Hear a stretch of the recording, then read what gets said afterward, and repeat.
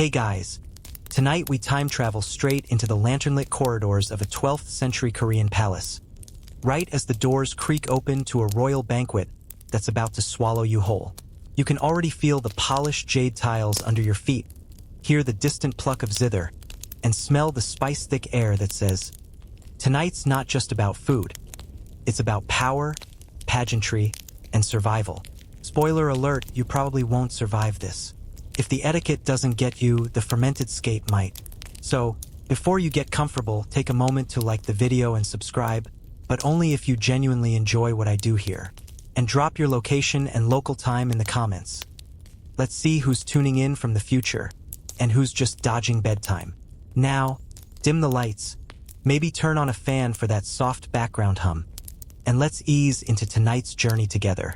You stand before the towering gates of the royal palace, and they groan open with the authority of 100 years. The wood smells like time itself, sandalwood, smoke, and a faint tang of lacquer. Two guards in embroidered robes stand at attention, one sweating under the weight of his ceremonial helmet. You're not quite sure if you belong here, but your name was on the parchment, so in you go.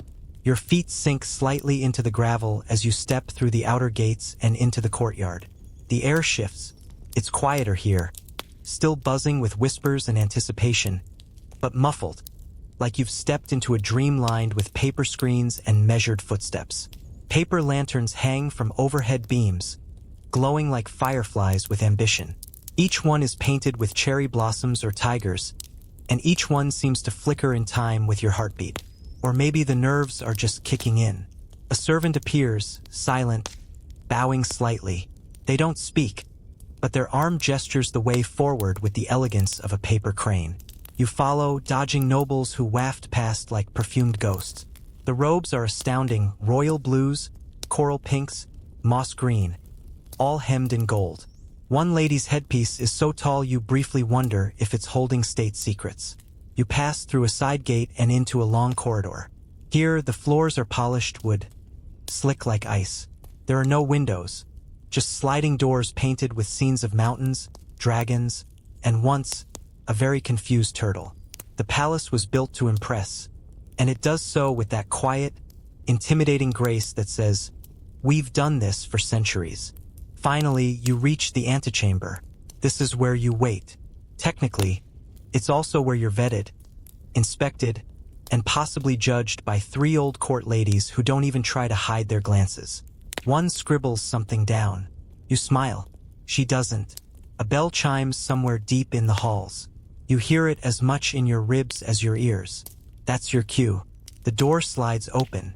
You step into the royal banquet hall. Your first thought, this room is enormous. The ceiling arches far above you, lacquered beams twisting with dragon motifs, and painted in muted reds and golds. From the rafters hang thick silk banners, each bearing the emblem of a noble house. The floor is laid with rich woven mats, cushions arranged in concentric arcs facing the royal dais.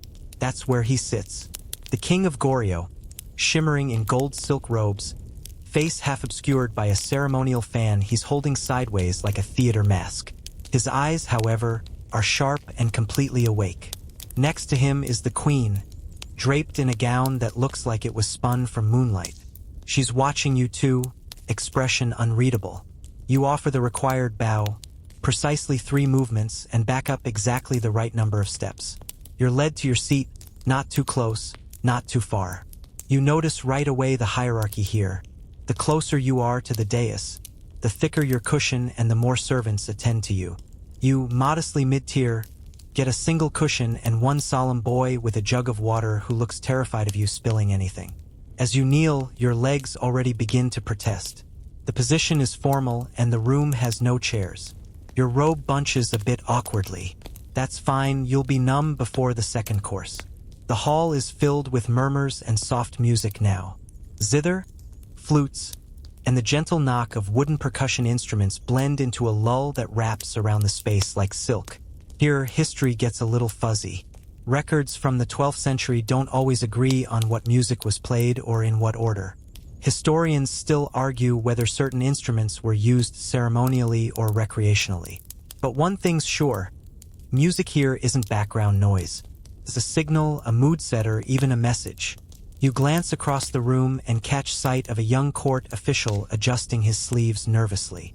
He's flanked by two older men who seem to be arguing over fish. Or maybe poetry about fish. Same difference here. And that's when it hits you. The smell. It starts with cinnamon and clove, warm, sweet, almost festive. Then it deepens. Roasted sesame, seared beef, a sharp tang of vinegar that nearly clears your sinuses. Then a waft of ginger. And garlic. Lots of garlic. Somewhere in the back, a tray has dropped, and someone's swearing softly in classical Chinese. The food isn't even in the room yet. You look up and see palace servants entering in lines, each one bearing a lacquered tray taller than your torso. They move in choreographed grace, placing trays in front of each guest like laying down offerings at a temple. You've never seen such food. Glazed duck with pine nuts, thin slices of pickled radish arranged like flower petals, a seaweed salad topped with gold leaf, and something that looks like a jelly cube from another planet, wobbling suspiciously but smelling like roasted sesame and pear.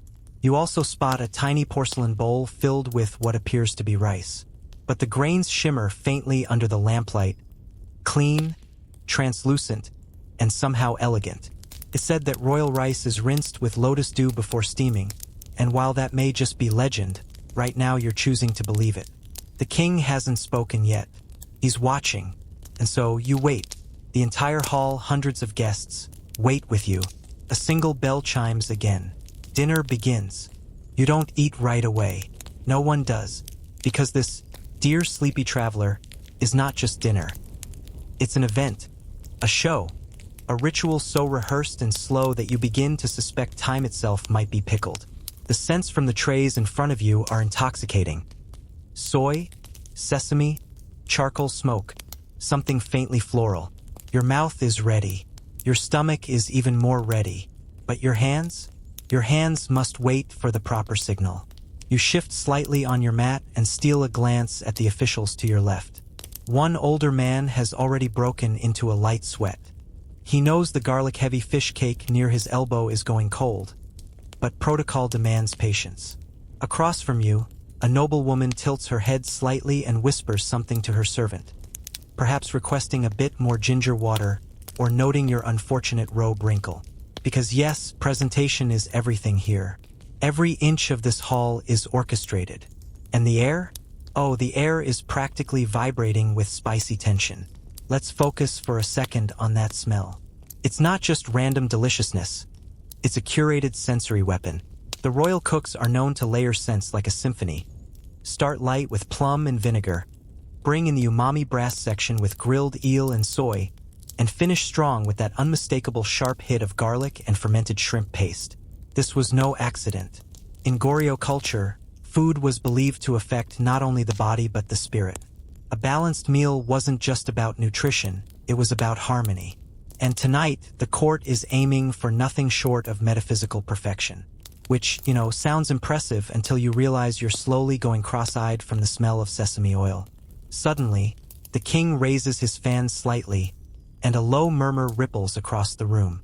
Servants bow in unison. The signal has been given. You may begin, sort of, before anyone touches a single grain of rice. There's a ritual to perform, something between a prayer, a bow, and an apology to the tableware. You place your hands gently on your lap, bow slightly, but not too deeply. Then lift your chopsticks with exactly the right amount of reverence, like you're drawing them from a sacred sheath. You're supposed to take one bite of the lightest item first, usually soup. In your case, it's a delicately warm bowl of chicken and jujube broth.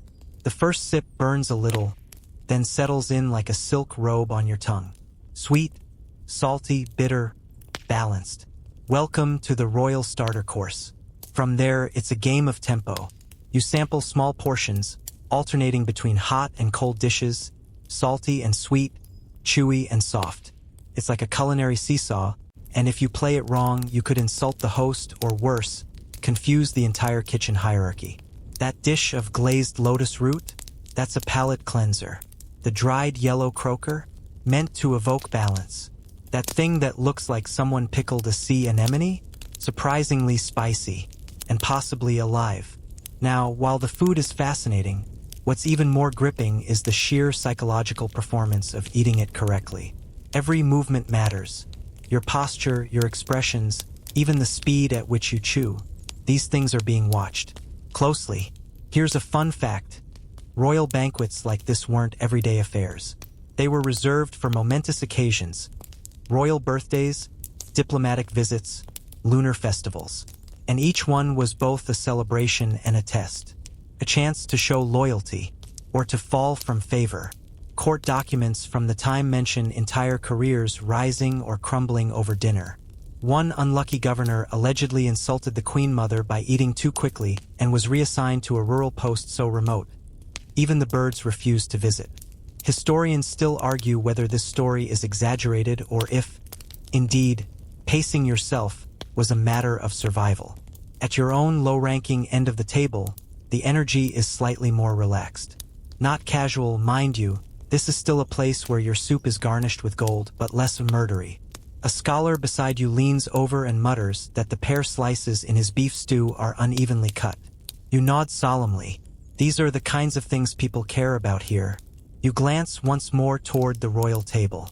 There's the king, slowly dipping a piece of grilled eel into a small sauce dish, eyes half-lidded, as if tasting the food is also a form of meditation. The queen is daintily lifting a bite of radish kimchi with her chopsticks and seems to float more than move. Between them, a silver tray gleams under the lanterns. You catch a glimpse of the most exquisite rice you've ever seen, almost transparent, as though each grain was polished by angels. There are rumors, always whispered, that the king's rice is steeped in dew from the lotus fields at dawn, collected in porcelain basins by barefoot virgins who chant poetry at sunrise. Is that true? Historians once again can't agree. Some call it symbolism. Others suspect it was just really good irrigation. You decide not to think too hard about it, especially since your own rice, though decent, is about as exciting as a napkin. The servers continue to flow in and out, bearing trays like they're performing a silent opera. Each movement is choreographed, down to the way they pivot on one foot. You overhear someone murmur that one server, third from the left, is actually the cousin of a noble family, placed here to observe court behavior. You glance at the young man in question, and sure enough, he's a bit too graceful to just be serving soup. But you're not just here to eat. You're here to be seen eating. So you take a bite of persimmon-marinated duck, pause dramatically, and smile softly. Just enough for the woman across from you to notice. She gives the faintest nod. Whether that means well played or your robe's on backward is unclear. Around you, the feast builds like a symphony reaching crescendo. Dishes get richer, aromas bolder. Someone releases a puff of cinnamon smoke near the dais, meant to purify the air, or mask the smell of fermented squid. Jury's still out. Then, unexpectedly, your eyes water. Someone, somewhere, has overdone it with the wasabi. It hits the air like a ghost slap and half the room coughs discreetly. A few guests reach for their silk sleeves, pretending it's an emotional moment. One old official has gone completely red in the face but insists he's fine. He is not fine. You take another sip of your broth, which by now is lukewarm, but still delicious. A tiny pearl-like rice cake floats in it now, a quiet surprise from the kitchen. And just as you think you've got the rhythm of it all, the music shifts. The next phase is about to begin. The shift is subtle, but you feel it like a drop in temperature or the moment right before a thunderclap. The zither player has changed tempo. The soft plucks become more percussive, deliberate. Somewhere near the rear of the hall, the smell of freshly steamed glutinous rice creeps in. You're full. Not undo your sash full, but comfortably dense, like your organs are now padded in plum paste. And just when your brain begins to fog from the sensory overload, a new wave of activity hits the room. The seating arrangement, which moments ago was a frozen display of social order, begins to twitch. Not move exactly, but realign. A subtle reshuffling occurs. Cushions are nudged, trays replaced with new lacquered sets, and a fresh servant appears at your side with a porcelain dish you haven't seen before. A silken tofu salad, so perfectly cubed it looks like it was cut by starlight. You've just entered the second act of the banquet, the phase of refinement. This is where things get serious. The early dishes were designed to whet, impress, and overwhelm. Now, the court shows you how deep the culinary artistry goes. Fewer spices, more subtlety, smaller portions, greater precision, and far, far more pressure, especially when it comes to where you're sitting. Because, if you haven't noticed, your cushion matters. A lot. Here's how it works. Your seat is determined by rank, title, favor with the royal family, and sometimes a bizarre calculation of recent diplomatic wins or poetic performance. And it's not just distance from the king, it's angle, height of your mat, even the lacquer pattern of your tray. You glance across the room and realize that one particularly grumpy counselor is seated slightly higher than everyone else on his row. Power, it turns out, has lumbar support. Historians are still debating the fine details of this hierarchy. Some suggest there was an actual diagram kept in the palace archives, updated weekly based on who bowed to whom. Others argue it was more organic, shifting like a school of fish, if that school wore brocade robes and judged each other's posture. But for you, there's one rule that's clear. Never sit higher than your betters, and never ever appear to enjoy your food more than the king. It's a subtle line to walk. Appreciate without indulging. Taste without gluttony. You're supposed to show restraint, refinement, and above all, elegance. And this applies not just to the food, but to how you exist at the banquet. The way you lift your cup, the way you fold your sleeves before sipping, even how you chew. Which brings us to the velvet mats. You probably didn't notice earlier, but these cushions are ranked too. The noblest mats are thick, embroidered with gold thread, and filled with what feels like tightly packed silk floss. Yours, somewhere in the middle, is modest, comfortable but forgettable. You shift again, and the cushion gives with a soft phht. The scholar next to you glares. You raise your eyebrows as if to say, "Silk's noisy." He remains unconvinced. The royal dais, meanwhile, is a study in excess. The king now reclines slightly, an acceptable indulgence at this point in the banquet, his elbow resting on a brocade pillow. He's being served a second tray, this one stacked with items that make your humble tofu look like peasant fare. Marinated abalone, fried eel wrapped in seaweed scrolls, pear slices shaped like dragons, and a whole roasted quail stuffed with sweet glutinous rice and pine nuts. That one, you're told by your whispery neighbor, is only served on odd-numbered months. Quirky detail time. It's rumored that the king once refused to eat a quail dish because its garnish pattern reminded him of a bad omen in a dream. The chef responsible was reassigned to the borderlands. Not fired, just very, very relocated. And while we're at it, one mainstream historical truth. In the Goryeo dynasty, court banquets weren't just expressions of culture, they were political tools. Alliances were made and broken here. Who was served first, who had extra side dishes, who was offered seconds, all carried meaning. It's not unlike getting tagged in a suspiciously flattering group photo by your boss. Back to the moment. Your tray is replaced. This new tray is lighter in weight, darker in lacquer, and smells faintly of sandalwood. On it are 4 dishes. Thin slices of beef, grilled to perfection and dusted with powdered sesame. Steamed greens with a citrus glaze. Cold mung bean noodles dressed in soy vinegar. And a pickled plum that's so tiny you could lose it under your fingernail. You take one bite of the beef. It melts. You pause to appreciate it with the appropriate expression. Appreciative, but not euphoric. The woman across from you overcommits and audibly sighs. A few eyebrows lift in unison. Amateur. Then comes the wine. Rice wine, to be specific, poured into small, curved cups that look like upside-down flower petals. The servant bows, pours, retreats. You lift the cup with both hands, one under, one on the rim. It's sweet, soft, with a faint aftertaste of pear and something almost floral.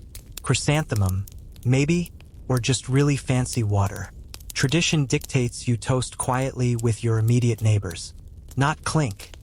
Just lift your cups simultaneously in a shared nod. The scholar to your left and the grumpy counselor to your right both nod. You return the gesture, take a sip, and feel the warmth crawl up behind your ears. And just as you set your cup down, you hear it. the unmistakable clearing of a throat from the royal dais.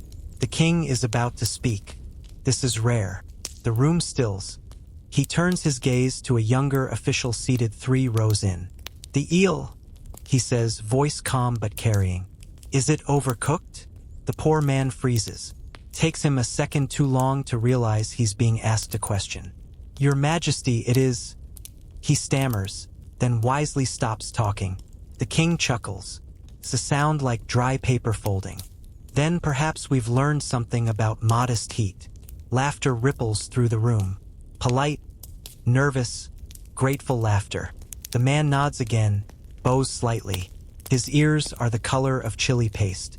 His tray is quietly replaced moments later. That's the game here.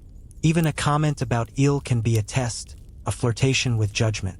Every bite, every glance, every syllable could tilt the court's balance by morning. You chew your pickled plum slowly, suddenly aware of just how sharp it tastes, and how far from bedtime this banquet still is. The plucked strings fade into silence. Not because the music has ended, but because a new layer of theater is beginning. You feel it like a wave rolling in, quiet but dense, a hush so deliberate it must be scripted. Servants in moon-colored robes glide in, not with food this time, but with scrolls. And not for writing, for reading. You blink. You've been eating for what feels like hours, and now you're expected to follow literature? Welcome to the Goryeo court, where dinner is dinner and also poetry, diplomacy, and performance review. From the head of the room, a high-ranking minister rises. Not the king, not even a prince, but a man known for his verses and an enviable beard. He unfurls a scroll with practiced flair. It whispers as it unrolls. Then he begins to read. It's a poem. Not just any poem. A freshly composed ode to the changing season, the resilience of pine trees, and, because it's politically wise to do so, a thinly veiled metaphor about the king's divine judgment and someone's recent promotion, possibly his own. You glance at your neighboring scholar. He's pretending to admire the phrasing, but you can tell he's mentally editing the meter. The court takes poetry very seriously. It's like karaoke, but with life-altering consequences. If your verse sings, you might earn royal attention. If it flops, you risk exile or, worse, becoming that guy they talk about in whispers over pickled radish. Historians still argue whether poetry at these feasts was a genuine cultural exercise or just an elaborate system of social landmines. The answer, you suspect, is yes. And now it's your rose turn. You were warned about this. A servant bows before your group and gestures toward the lacquered tray holding 4 bone-white pebbles. One of them, when lifted, reveals a folded strip of silk, your signal to stand and contribute. Guess who picks the lucky one? Yep, you. You rise slowly. Every eyeball in the room swivels toward you like lazy hawks. Your legs are fine, but your inner organs? Doing synchronized panic gymnastics. You bow just deep enough to show humility without spilling dignity, and begin to recite. It's not your best work. A short poem about autumn wind and rusted gates, with a line you think might accidentally translate to, "The emperor's eyebrows resemble a startled deer." But you speak slowly, confidently, and with the kind of faux depth that wins points for effort. When you finish, there is a beat of silence. Then, a few polite claps. One audible yawn. The king smiles faintly. The queen tilts her head. No one throws pickled turnips at you. Victory. You sit. Immediately, a new tray arrives. This is the feast's pivot point. The interlude where your soul is tested and your stomach resets. The dishes are intentionally mild now. Cool noodles, water kimchi, thinly sliced pears soaked in honey. It's meant to cleanse, to give your body a break from the oily richness of earlier courses. Some compare it to an emotional palate cleanse. Others call it survival. In this quiet phase, you start noticing details. The painted beams overhead, the silk hangings with stitched dragons, the hush of feet gliding over polished floors. A servant brushes past and you catch the scent of cedar and ink. The man beside you has a single grain of rice stuck to his cheek. You debate telling him. A low murmur starts again. Light conversation. This is one of the few moments in the banquet where guests may speak freely. Not loudly and not too long. but you can chat. You can even gossip, provided it's the elegant kind that starts with, "I heard Lady Shin's cousin's second husband." One noble nearby is deep in discussion about a fish. Specifically, whether it's true that the freshwater trout served earlier was sourced from a spring believed to be blessed by mountain spirits. His companion insists that's nonsense, citing a royal edict about fish origins and a distant uncle who was once a pond inspector. This may sound absurd, but in Goryeo court culture, everything is a sign. Food isn't just food, it's symbolism, omen, commentary. Even a badly grilled scallop could mean someone's falling out of favor. And if your soup arrives tepid, might as well start packing. You finally taste the pear. It's cool, crisp, and so subtly perfumed with cinnamon and wildflower honey that your tongue sighs. This right here is culinary diplomacy. A moment of grace in a room wired with tension. Across the room, another scroll is unrolled, this time by a court musician, who sings the lines softly while a drum taps out the rhythm beneath. You don't understand all the words, but the cadence is hypnotic, about moonlight over rooftops, about distance, about longing. The king watches in silence. He's no longer eating, just sipping his wine and letting the performance flow over him like warm mist. The queen leans in, eyes half closed, lips barely moving. Maybe she's reciting the verses in her mind. Maybe she's counting how many dishes are left. You wonder the same. Then comes a surprise. An attendant enters with a small bronze cage. Inside, a nightingale. The cage is placed on a low table beside the king, and the bird begins to sing. No one reacts, not outwardly, but the meaning is clear. This is no random bird. As part of the performance, a symbolic pause, maybe a coded message. Some say birds at court were used as omens. Others suggest they were a flex. Look what I can train while running an empire. The nightingale sings. You listen. It's oddly relaxing. Enough so that your posture eases and your thoughts drift to your bedroll somewhere beyond the palace walls, to the cool comfort of a night breeze. But you're not done. Not yet. Another server arrives. This time with a folded cloth pouch tied with a silk ribbon. Inside, a small brush, an inkstone, and a sliver of parchment. You're expected to write something, a reflection, a short verse, something to prove you're not just a pretty face with above-average chopstick etiquette. You think a moment, then write a single line. Even the plum waits to ripen. Quiet earns its taste. You slide it back into the pouch. A servant takes it away. Somewhere it will be added to a collection, maybe reviewed by a minor official, maybe forgotten forever in a scroll vault. But for now, you've contributed. The nightingale finishes its song. The zither resumes. The king sips his wine. And the next course is on its way. Before the next dish even appears, the entire hall inhales. Not audibly, not dramatically, but collectively. You feel it in your bones before you even smell it. The kind of moment where anticipation builds like static electricity before a thunderstorm. The main course is coming. If the previous plates were poetry and metaphor, now we're shifting into the sonnet's final couplet, the bold, unmistakable center of the meal. And in the 12th century Goryeo court, that means meat. A trio of servants, all wearing aprons embroidered with golden cranes, move forward in unison like synchronized dancers. Each holds a heavy tray lined with glazed pottery bowls and delicately lacquered platters. The scent hits first. Roasted garlic, ginger oil, hints of fermented soybean paste, and the unmistakable perfume of charred meat juices caramelizing at just the right molecular moment. They unveil it. Grilled short ribs, galbi, if you were to time travel this into your modern menu.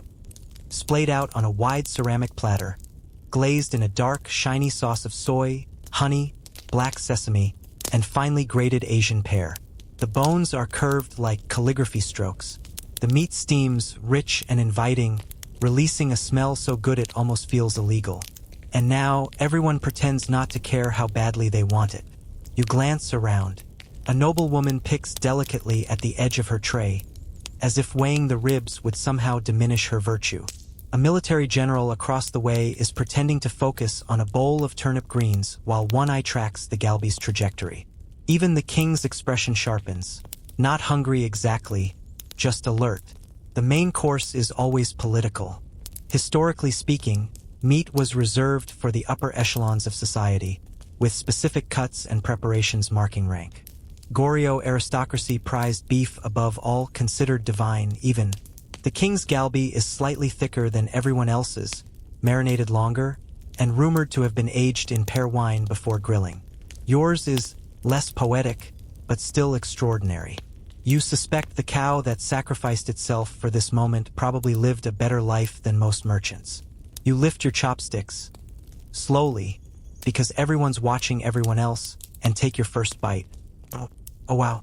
It's smoky, sweet, and salty all at once. The fat melts across your tongue like butter, while the charred edges give a satisfying crisp. The honey glaze is cut with just enough soy to keep it from being cloying. You chew slowly, savoring each bite, careful not to close your eyes or make a noise that might indicate anything other than polite enjoyment. You reach for your rice bowl. It's a humble counterpoint to the richness of the galbi. Plain white rice, gently steamed, the grains sticky but distinct. Together, the rice and meat create a balance that makes your tongue do a little celebratory shuffle. Then comes the soup. A servant places a small porcelain bowl next to your tray, filled with gamguk, a milky white beef bone broth, simmered for hours until the marrow has dissolved into a cloudy, comforting elixir. It smells like warmth, like hearths and rainy mornings. You sip, smiled but in a deliberate way. After the sweet and smoky fireworks of the galbi, this broth soothes, grounds. It tells your body, we're not trying to kill you, just impress you. And then, the oddest thing, the king laughs. Not a chuckle. A full, rich, deep laugh that echoes across the jade-tiled hall. Everyone stops chewing. Apparently, someone near the dais said something witty, possibly at the expense of a rival faction. The specifics are lost to you, but the effect is not. Heads turn. Smiles flicker. One unfortunate scribe at the far end starts laughing 2 seconds too late, earning him a side glance that could curdle goat's milk. In the Goryeo court, laughter is just another tool. Used wisely, it can forge alliances. Used carelessly, it can end careers. You go back to your soup. Fun fringe fact. Some scholars believe that certain elite Goryeo families train their children to eat in complete silence, even in banquets, so as never to give away emotion, preference, or social weakness. A child who slurped too loudly? Sent back to etiquette school. Or worse, publicly corrected by their own grandmother, which might honestly be the harsher punishment. Back at your tray, the galbi is nearly gone. A small pile of bones sits neatly at the edge of your plate like a miniature ruin. A servant whisks them away before you even have time to feel guilty. In their place arrives something unexpected. A palate cleanser? Yes, but not what you expect. This is baek kimchi, white kimchi. Unlike its fiery red cousin, this version is made without chili. Cabbage fermented with radish, pear, garlic, and a light salt brine. The result is bright, tangy, almost floral. It refreshes your mouth like a breeze sneaking through an open window. Beside it, thin slices of pickled lotus root, dusted with pine pollen. You take a bite of the lotus. It's earthy, slightly bitter, and gives a satisfying crunch. The pollen leaves a soft yellow shimmer on your fingers. The queen dabs delicately at her lips with a cloth scented with plum blossom. Somewhere to your right, someone burps, so softly you might have imagined it. The offender pretends nothing happened. Their servant looks like they're actively reconsidering life choices. The music shifts again, deeper now with drums joining the string instruments. A slow rhythm builds. You realize this is the transitional score between the main course and the grand finale. And just as you're adjusting your posture to make room for whatever extravagance is coming next, something subtle unfolds. A group of young dancers enters the room, robed in soft green and white, faces painted with pale powder and thin strokes of charcoal. They carry silk fans. Their movement is slow, synchronized, almost dreamlike. They're performing the Kyoyangmu, a sacred court dance said to ward off evil spirits. One fringe legend claims the dance originated when a courtier's wife was stolen by a spirit, and the god Chuyong performed this exact routine to shame the spirit into leaving. Historians, of course, debate this. Some say the origins are metaphorical.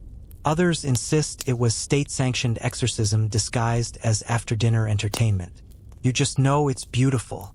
The dancers glide and spin, silk fluttering like wings, feet whispering against the polished wood. The room holds its breath. Even the nobles chewing beef sit motionless. The king watches, chin resting lightly on his knuckles. You finish your soup. Not too quickly, not too slowly. The music softens, the fans close, and just like that, you've survived the centerpiece. The scent that floats in next isn't food. It's smoke, sweet, herbal, and slightly resinous. A servant walks the length of the hall with a narrow bronze censer shaped like a crane, releasing soft plumes of incense. It's pine and mugwort tonight, mixed with dried petals and what might be sandalwood. It smells like temples and forest mornings, like memory if memory could warm the air. You've entered the intermission, not the Western kind with bathroom breaks and overpriced snacks. No, Goryeo-style intermission is both more elegant and more dangerous, because this is the part of the night where people talk. Really talk. A low hum spreads like ripples over a pond. Courtiers lean toward one another. Fans twitch open and flutter closed. You can't hear what's being said, but you know the tone. Conspiratorial, polite, sugared with enough euphemism to frost a gourd. You're watching 1,000 threads being spun in real time. A historian once wrote that the Goryeo court was a spider's web of velvet and poison. You're not entirely sure what that means, but you are now vividly aware that every smile in this room might be embroidered with risk. To your right, a noblewoman whispers something behind her fan. Her conversation partner's eyes widen slightly, then drop as if to hide their own opinion from the ceiling. Behind them, a younger court official fidgets with his cup, his face a little too composed. You wonder if he's part of the scandal everyone's pretending not to reference. Meanwhile, you do what any sane person does when gossip flies in elite circles. You focus intensely on a side dish. Tonight's victim? A jewel-like bowl of jeonbukjeok, abalone porridge. It looks deceptively simple. Pale green rice porridge with tiny curls of sliced abalone and a drizzle of sesame oil. You take a spoonful and pause. Tastes like the ocean tried to write a lullaby. Creamy, briny, delicately nutty. The abalone's texture is springy and subtle, somewhere between scallop and mushroom. It's calming. A dish that whispers shhh to your overworked digestive system. Abalone, as it happens, was a delicacy of serious significance. Harvested from the southern coasts of Korea, it was believed to carry restorative properties and sometimes used medicinally. One quirky belief held that abalone boosted longevity, particularly if eaten at night and in odd-numbered spoonfuls. You're not about to argue with longevity. You count to 9 just in case. As you sip your way through the porridge, the conversation around you thickens. An elder statesman at a nearby table begins recounting a military campaign from his youth, loudly enough for half the room to hear. His tale includes 7 arrows, 3 miraculous dreams, and an angry horse. The younger officials nod respectfully, but you catch one barely hiding a smirk behind his teacup. Across the hall, a well-dressed merchant-turned-minister is doing something much more dangerous, talking about tax policy. Specifically, how grain tribute has shifted since the last audit of regional lords. You don't have to be a royal scribe to realize he's poking at a delicate, potentially scandalous wound. The queen, seated just beside the king, signals with one raised eyebrow. A servant brings her a dish wrapped in lotus leaves. She unwraps it like it's a birthday present. Inside, steaming white rice studded with chestnuts, jujube, and pine nuts. You know what's really going on here? The rice isn't the point. It's a message. Wrapped rice in lotus leaves signifies purity and transformation. Offering it in the middle of court discussion? That's the queen's way of guiding the mood. Let's keep this gentle, she's saying. Let's not stain the silk. You glance toward the musicians. They've shifted to a softer rhythm, still string-heavy, but now with a low-wind instrument weaving beneath, like a bamboo flute telling a secret. The dancers have vanished. but their energy lingers like the afterimage of a candle flame. Then something changes. A new guest enters. This is rare.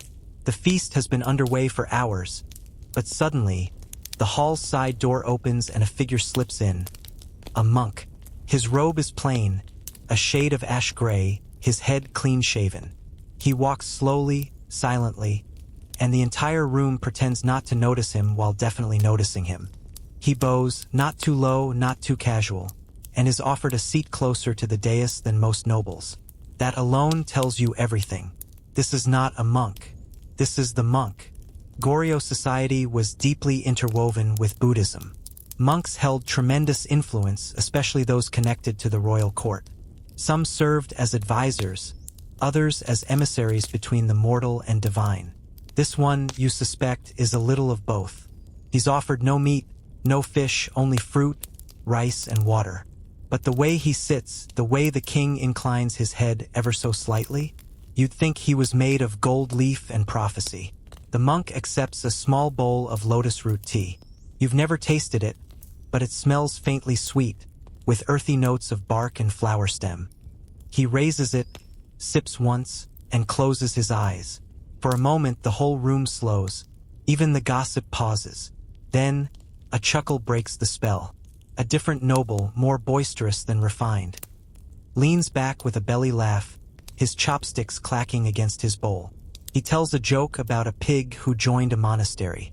It's terrible and funny, mostly terrible. Everyone laughs politely. The monk doesn't blink. And yet, the moment of tension breaks. Goryeo court banquets weren't all masks and whispered games. Sometimes they were absurd, human. Sometimes people were just telling bad jokes over good food. Historians still debate whether the monk's presence at feasts signified a spiritual blessing or subtle political maneuvering. Probably both. It wouldn't be Goryeo if it wasn't at least two things at once. You feel the incense again. Stronger this time. More smoke drifts across your side of the hall. A servant approaches and gently places a scroll at your elbow. It's blank. You blink. Then you realize this isn't a mistake. It's an invitation. Tonight's feast isn't just about receiving. It's about responding, reflecting. Even if you're a humble guest, you're part of the ritual now. So you reach for the brush, dip it in the ink, and write just a few words. The flame does not ask why it glows. The scroll is taken, rolled tight, and stored. Maybe one day it'll be read aloud. Maybe not. But tonight it was enough that you wrote it. The mood in the hall begins to shift again, like a tide changing direction. You barely notice it at first. It's in the way people lean back in their seats, the way chopsticks rest a little longer on trays, the subtle lull of voices sliding into more relaxed cadences. Dessert is coming. Now, if your modern brain is already conjuring images of sugar bombs and towering sponge cakes, slow down. Goryeo-era sweets were a quieter sort of luxury.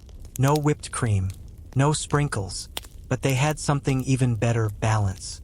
Servants begin entering in a smooth, trained procession, one tray at a time, like a sacred rhythm. Each tray holds a delicate spread of colorful little items, more like edible jewels than actual food. You're suddenly very aware of the space in your stomach. Your plate arrives. Stunning. At the center is a lacquered wooden bowl lined with lotus petals. Inside, yagwa, deep-fried wheat cookies soaked in honey ginger syrup and pressed into flower shapes. Around them, neatly fanned slices of dried persimmon, sugar jujubes, and thin rice cakes dusted with powdered pine nut. You pick up one yagwa. It glistens like something you'd find in a treasure chest. Your teeth sink into it with a satisfying chew. Then bam, honey, ginger, and that toasty depth of sesame oil. Sweet, but not obnoxiously so. Warm spice cuts through the syrup like a violin through velvet. The pine-dusted rice cakes? Cloud-like, whisper-soft and faintly nutty. You imagine eating one could get you into a poetry club or help you pass a court exam. A servant pours warm masil cha into your cup. Plum blossom tea. The aroma is floral with a bite of tartness. One sip and it wraps around your tongue like an old love letter you never meant to send. As you nibble, you notice something curious. The king is not eating. Instead, he watches. Not just the food, the people.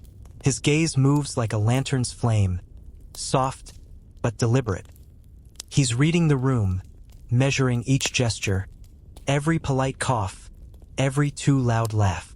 The banquet isn't just entertainment. It's data. And the king? He's the analyst-in-chief. It's a reminder that Goryeo monarchs didn't rule from behind veils. They dined with their people, albeit selectively. These feasts weren't indulgent distractions. They were public performances of power, harmony, and prestige, but also vulnerability. Sharing food, especially dessert, was a signal. We've survived the battles, the debates, the beef. Now we rest together. Still, dessert doesn't mean dismissal. Musicians shift once more. This time, it's lighter. Flutes and zither playing bright, lilting melodies. Almost playful. The dancers return too, this time without fans. They wear long ribbons in shades of soft pink and sea green. Their hair is adorned with peach blossoms. The dance? Faster. Less ritual, more delight. The rhythm feels familiar. Then you realize why. It's mimicking village games. The kind performed during spring festivals in the countryside. It's a calculated nod to the roots of Goryeo's cultural identity. A kingdom might build palaces and courts, but its soul still lives in rice paddies, riverbanks, and crowded market stalls. You're reminded of an odd historical tidbit. Some court banquets included short reenactments of peasant festivals, not as mockery but as homage. Of course, they were stylized, scrubbed clean and filtered through silk and incense, but the message was clear. The king sees all, not just the polished nobility. Even the farmhand's harvest song had a place here. You pop a sugar jujube into your mouth. It's chewy and sharp, like a sour candy with an ancient soul. You're not sure if you like it, but you definitely respect it. Nearby, two older officials debate the merits of pine honey versus chestnut honey as dessert glazes. Their voices stay soft, but their eyebrows do all the arguing. You suspect this is a decades-old rivalry disguised as a culinary dispute.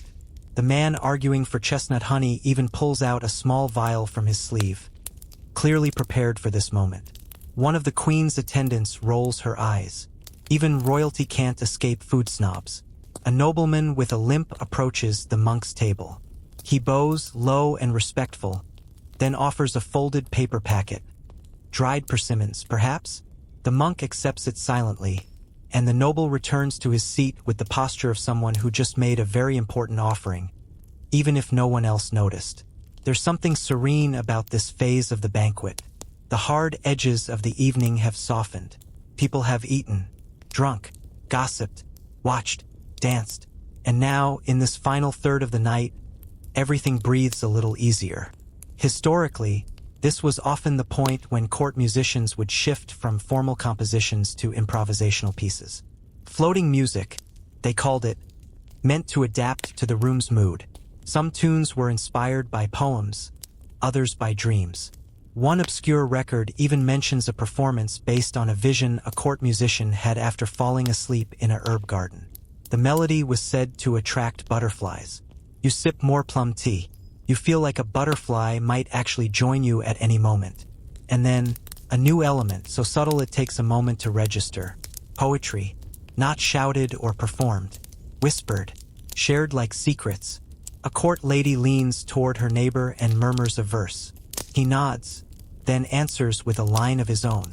Couplet, maybe, or a riddle. You're witnessing a Seijo duel. An exchange of Korean verse built on metaphor, wit, and just enough flirtation to set ears burning. One line floats to you through the evening air. Moonlight falls into my cup. Will you drink it with me? Smooth, probably rehearsed, definitely effective. And then another. Your silence is a garment I'd like to try on. Okay, wow. These court folks don't mess around. Seijo was more than art. It was status. To compose a good poem during a banquet marked you as cultured, clever, and possibly irresistible. Some nobles carried inkstones the way modern influencers carry ring lights, tools of performance always ready. There's debate among historians about how spontaneous these poetry games were. Some claim verses were carefully pre-written and dropped into conversation at just the right moment. Others argue true talent came from improvisation. The truth? Probably a mix of both. Either way, you're tempted to write another line on that scroll. But your plate is now empty, your tea cooling. The final sweetness of the night lingers on your tongue. A bell rings. Soft, delicate. 3 notes only. The king stands. And just like that, dessert is over. The king's rise doesn't bring a clattering of chairs or a frenzy of motion. This isn't a Western court where protocol roars like a lion. No, Goryeo court protocol purrs. Smooth, rehearsed, and almost too calm. Like everyone's been practicing this moment for years. Which they have. Everyone stands, but slowly, gracefully. Even the tipsy noble who's been refilling his own plum wine looks like a crane taking flight. You rise too, hoping your legs haven't forgotten how to function after sitting so long. They creak but comply. A servant, who definitely noticed your stiff knees, nods sympathetically and discreetly adjusts your chair. This isn't the end of the banquet. Not quite. It's the pivot. Because now comes what you might call the honor round. The king doesn't speak right away. Instead, he turns slightly toward a side dais where a group of scholars sits, their scrolls neatly stacked beside them. One of them, an older man with a beard like trailing mist and eyebrows that could probably block arrows, steps forward with his hands clasped. He begins to read. It's a commendation, a poetic list of the virtues of a particular general who just so happens to be in the room tonight. It mentions valor, loyalty, and something about an arrow that split a tree during a blizzard. Standard hero stuff, but laced with beautiful metaphors. He rides like the wind that bends bamboo, and strikes like thunder caught in a mirror. You glance over at the general, who's trying very hard to look humble while basking in the glow of expertly crafted flattery. Someone coughs theatrically, probably jealous. Commendations like this weren't just for show. Goryeo rulers used them to elevate loyalty, reinforce hierarchy, and gently remind the court that every victory, every well-planted rice field, every good poem owed something to the throne. But it wasn't just soldiers who got their moment. The scholar continues. This time he names a woman, Lady Han. She's older, sharp-eyed, with the bearing of someone who's fought wars of etiquette and probably won them all. Her commendation is subtler but no less impressive. Recognition for managing a temple restoration, donating silks during a famine, and this part gets a murmur, composing a hymn for the queen's birthday that supposedly made a monk cry. You glance her way. She doesn't smile, just inclines her head. Poised, dangerous. Even in a male-dominated society, women like Lady Han held invisible power. Behind palace walls, they orchestrated everything from religious events to internal diplomacy. Historians still argue whether these honors were mere ceremony or evidence of real political influence. Frankly, after watching her nod, you're leaning toward the latter. Then, oh yes, it's time for the gifts. The king gestures, and another set of attendants appears, this time carrying beautifully wrapped bundles of fabric and lacquer boxes. These are royal tokens, lengths of ramie cloth, bolts of silk, porcelain tea sets, and tiny carved boxes of incense powder. Sometimes there are scrolls with imperial poems, or a small charm said to bring luck in childbirth or exams. Your name is not called. You didn't really expect it, but you do imagine what you'd get. Probably something practical, like the royal official fan-waving spoon of decent behavior. But still, watching the process is dazzling. Each recipient bows low, receives their item with both hands, and steps back with a gesture of reverence that somehow manages not to wrinkle their sleeves. You note the murmurs among the courtiers. Who got a longer silk bundle? Who didn't get called? Who got a repeat gift? Scandalous. This part of the feast is like reading between the lines of a political haiku. The king's final gesture is a rare one. He claps. Once. Slow. Deliberate. It's a signal. A closing of the chapter. The court musicians shift again, now plucking a hauntingly slow melody, almost mournful. You've heard it before, on old recordings labeled Goryeo court music. Night Tides. It's the musical version of moonlight falling on paper. And here's the twist. The king doesn't sit again. He steps down. The entire room holds its breath. Even the monk, who's been sitting as if carved from stone, raises an eyebrow. The king is walking calmly with dignity, but unmistakably moving through the hall. Not fast, not slow, just gliding. This is the royal promenade. Not a daily thing, not even a monthly one. But on rare nights like this, the king walks among the court. It's both a blessing and a test. If he speaks to you, you better not blow it. If he doesn't, you better not look like you noticed. And if he pauses near you, pretend you're calm, even if your insides are a chorus of panic drumming. He stops near a young official, asks him something in a voice too soft to hear. The young man answers, bows so low you worry for his vertebrae, and looks like he's just been handed a prophecy. The king moves on, past the scroll-laden scholars, past Lady Han, past the musicians whose playing falters just for a heartbeat, as they realize they're part of this too. He walks past your side of the hall, doesn't stop, but his eyes catch yours for half a second. You freeze. You hope your face looks appropriately respectful, or at least not like someone who just panicked about facial expressions. And then he's gone, back to the dais, standing tall. The queen rises next. She doesn't walk, but her presence expands like ink in water. A servant brings her a lantern, a square, white structure painted with cranes and mountains. She holds it with both hands. Then, the queen says one word, "Eat." Light, not shouted, not dramatic, just a word.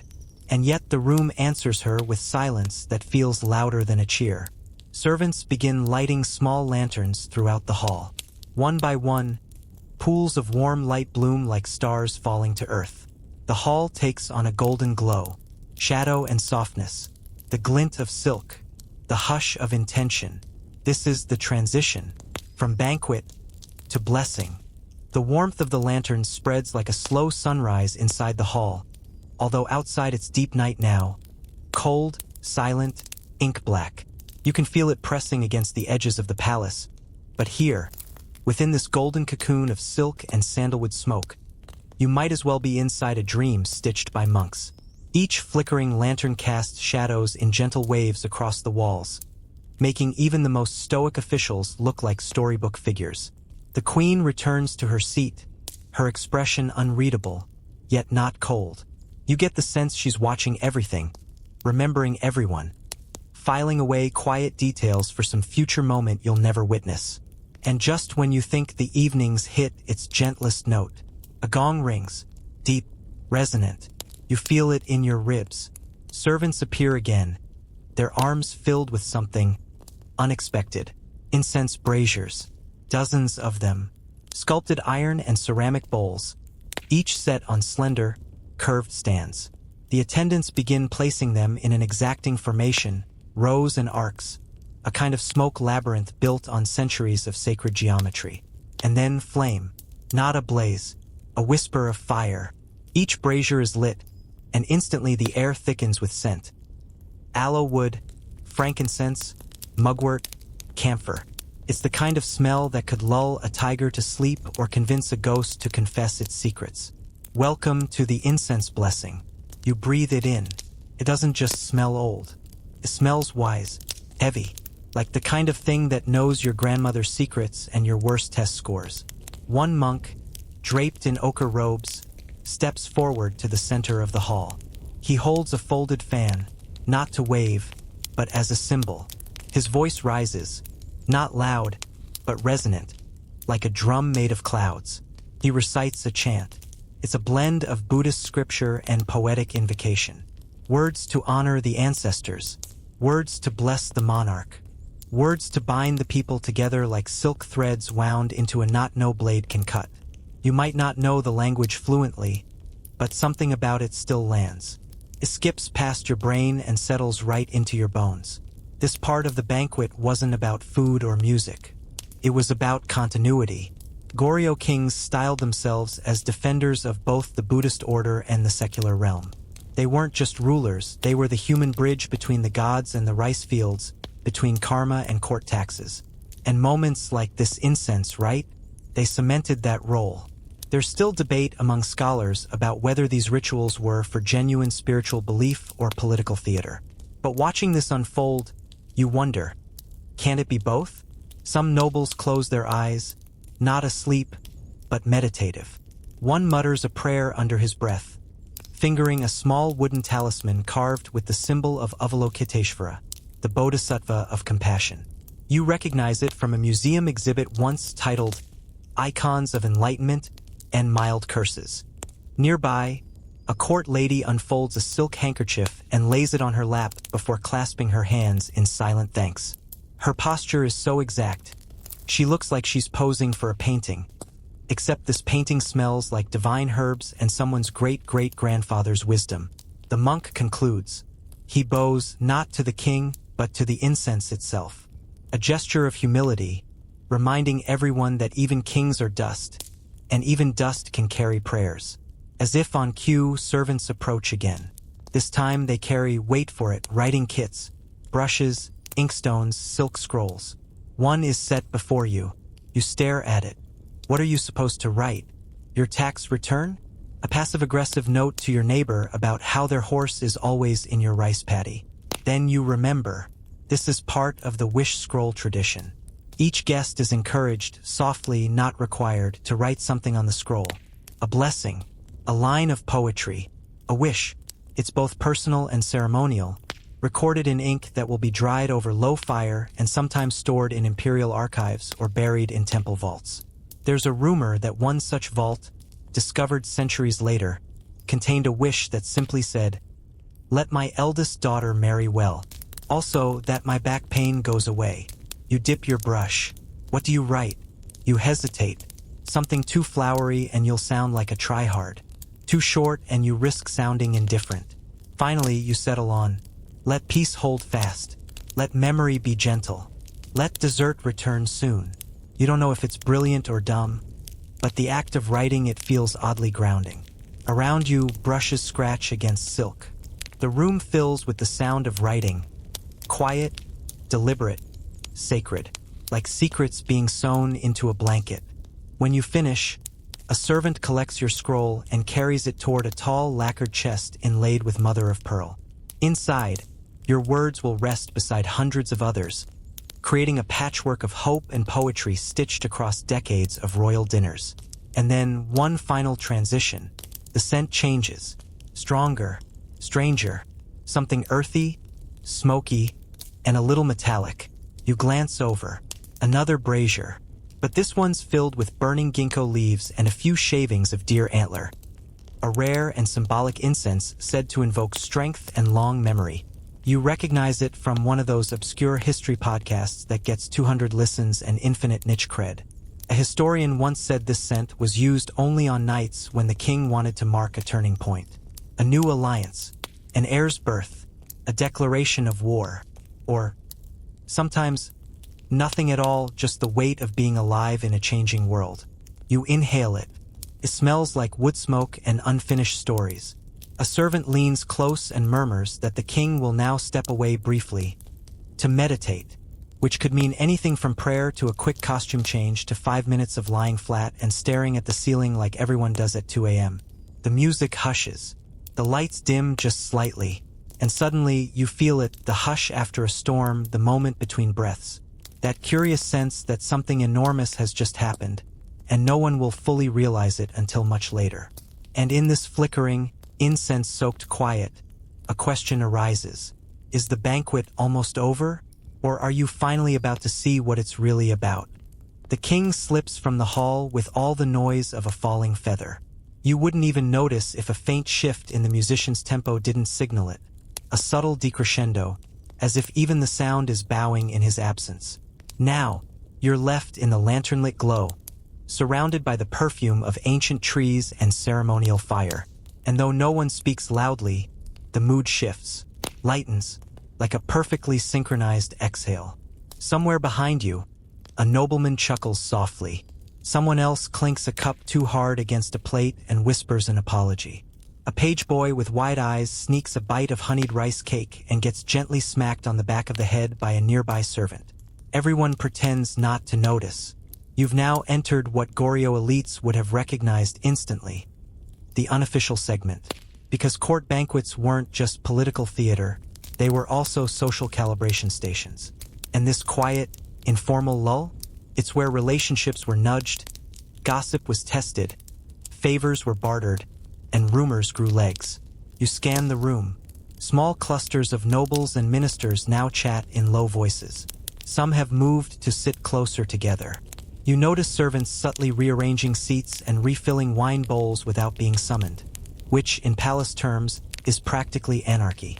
Across the room, two middle-ranking officials lean in close. One draws an invisible diagram on the table with his finger, clearly explaining something he thinks is deeply clever. The other nods slowly, stroking his chin, either impressed or calculating how to steal the idea. Even here, amid gold robes and spiritual chants, politics hums quietly under the surface like a secret stream. Who's rising? Who's fading? Who's due for a marriage alliance?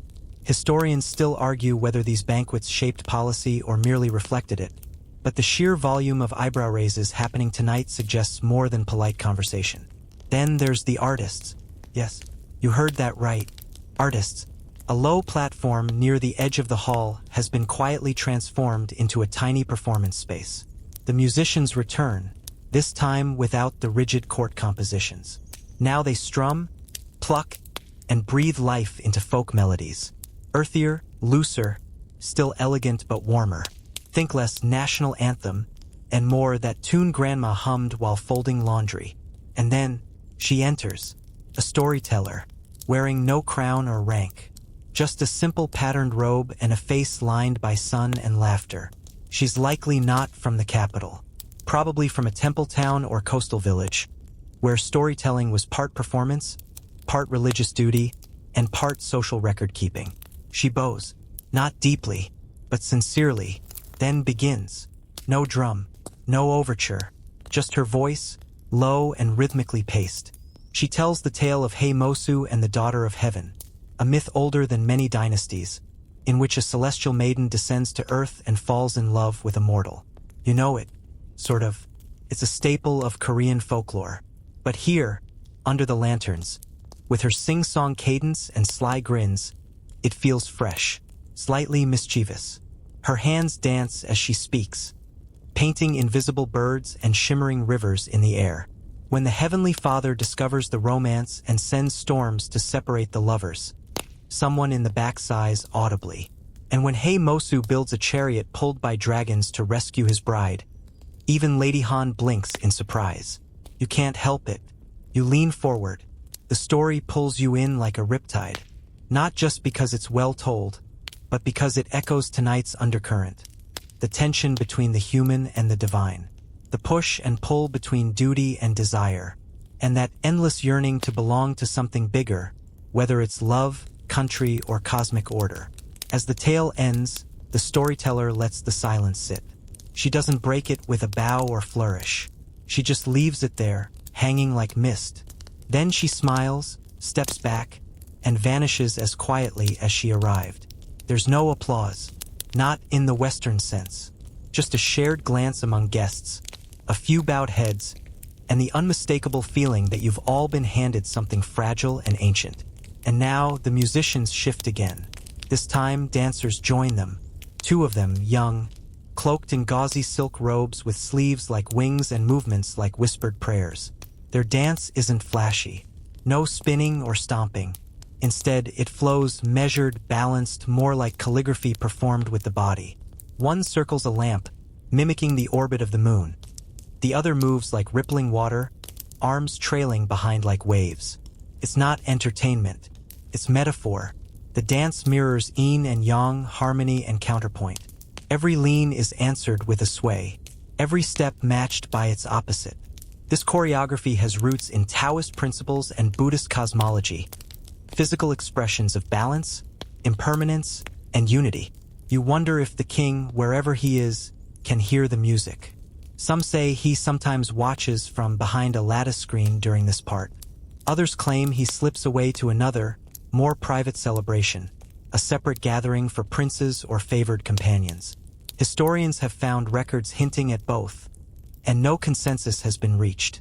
Still, you keep glancing toward the dais, half expecting to see his silhouette appear like a ghost.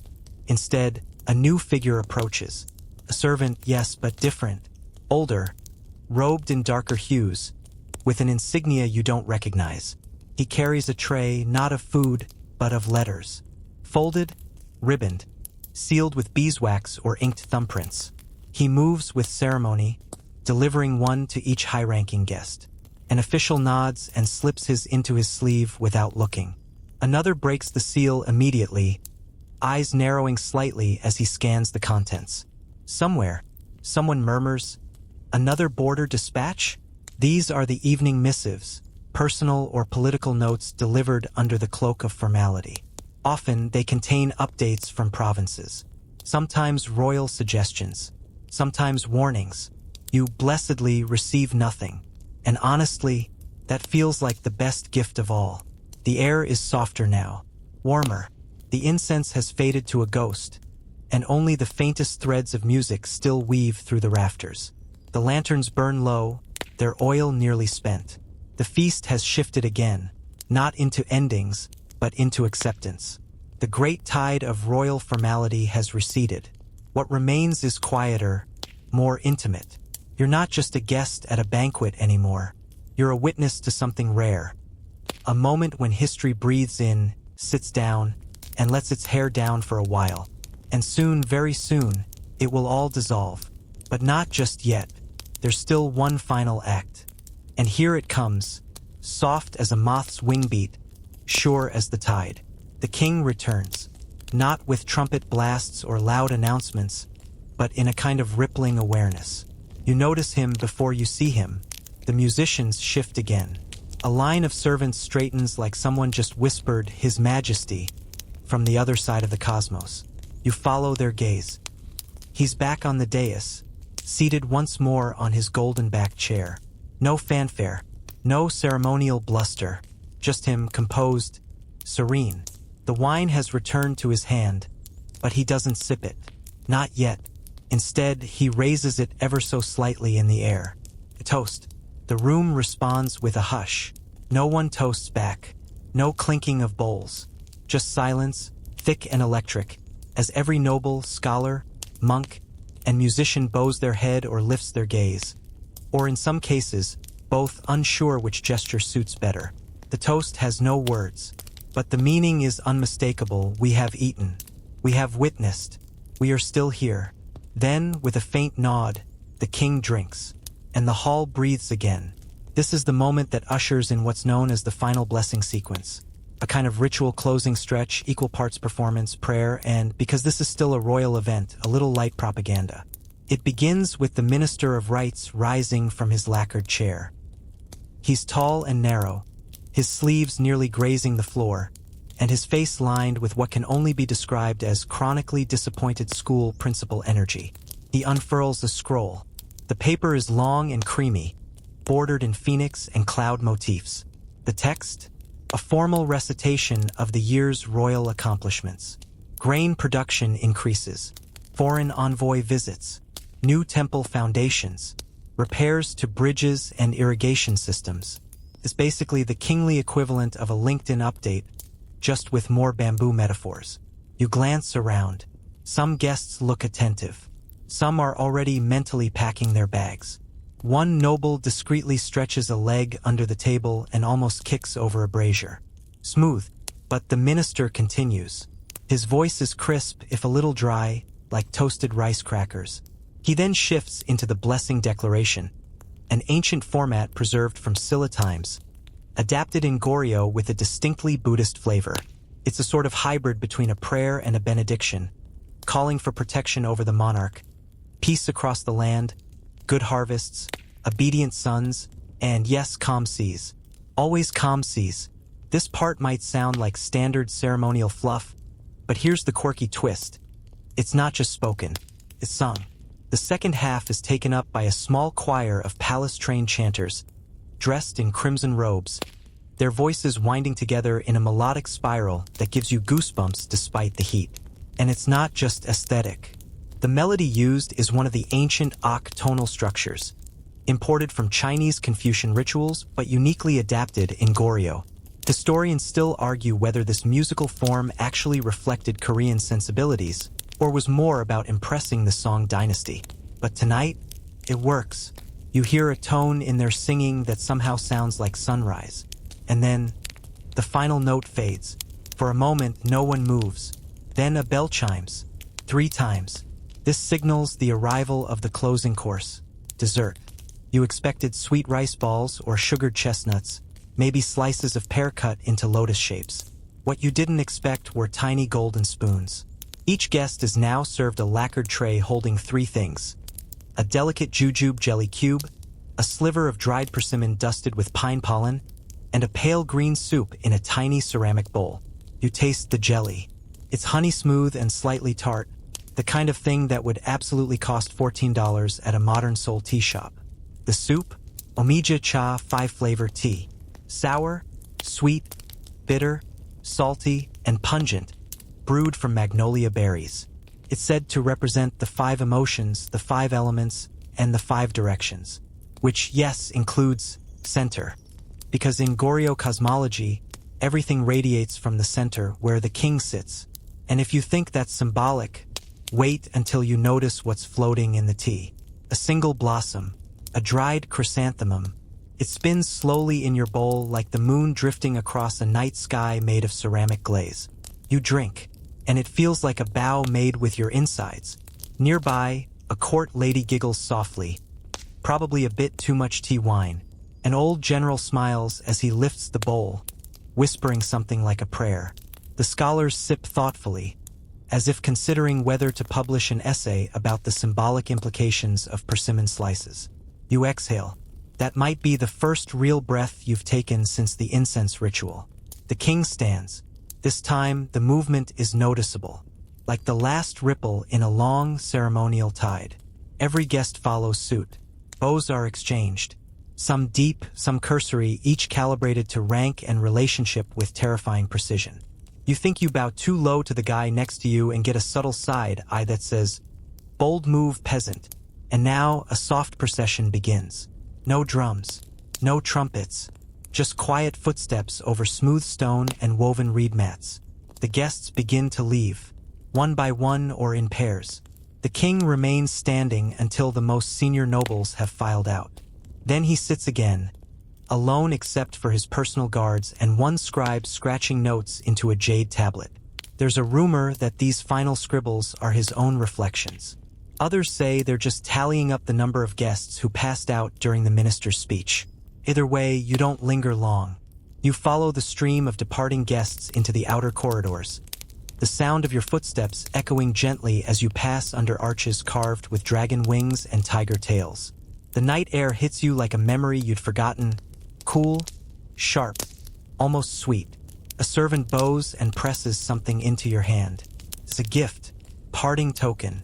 Each guest receives one: a painted fan, a silken sachet of medicinal herbs, or a tiny carved jade charm. Yours is a wooden comb with inlaid silver butterflies. You flip it over. A line is inscribed in Hanja. Even winds leave stories.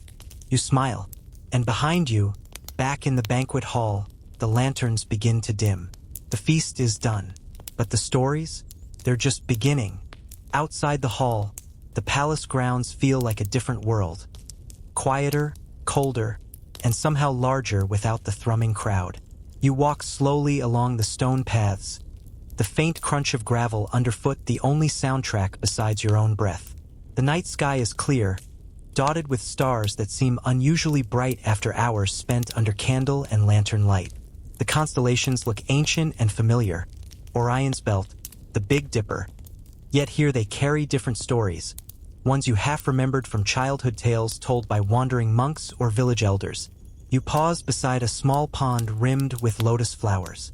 The water reflects the moon perfectly, like a mirror cracked only by the occasional ripple of a passing fish or a falling leaf. Nearby, a few palace guards stand watch, their armor catching the moonlight in sharp glints.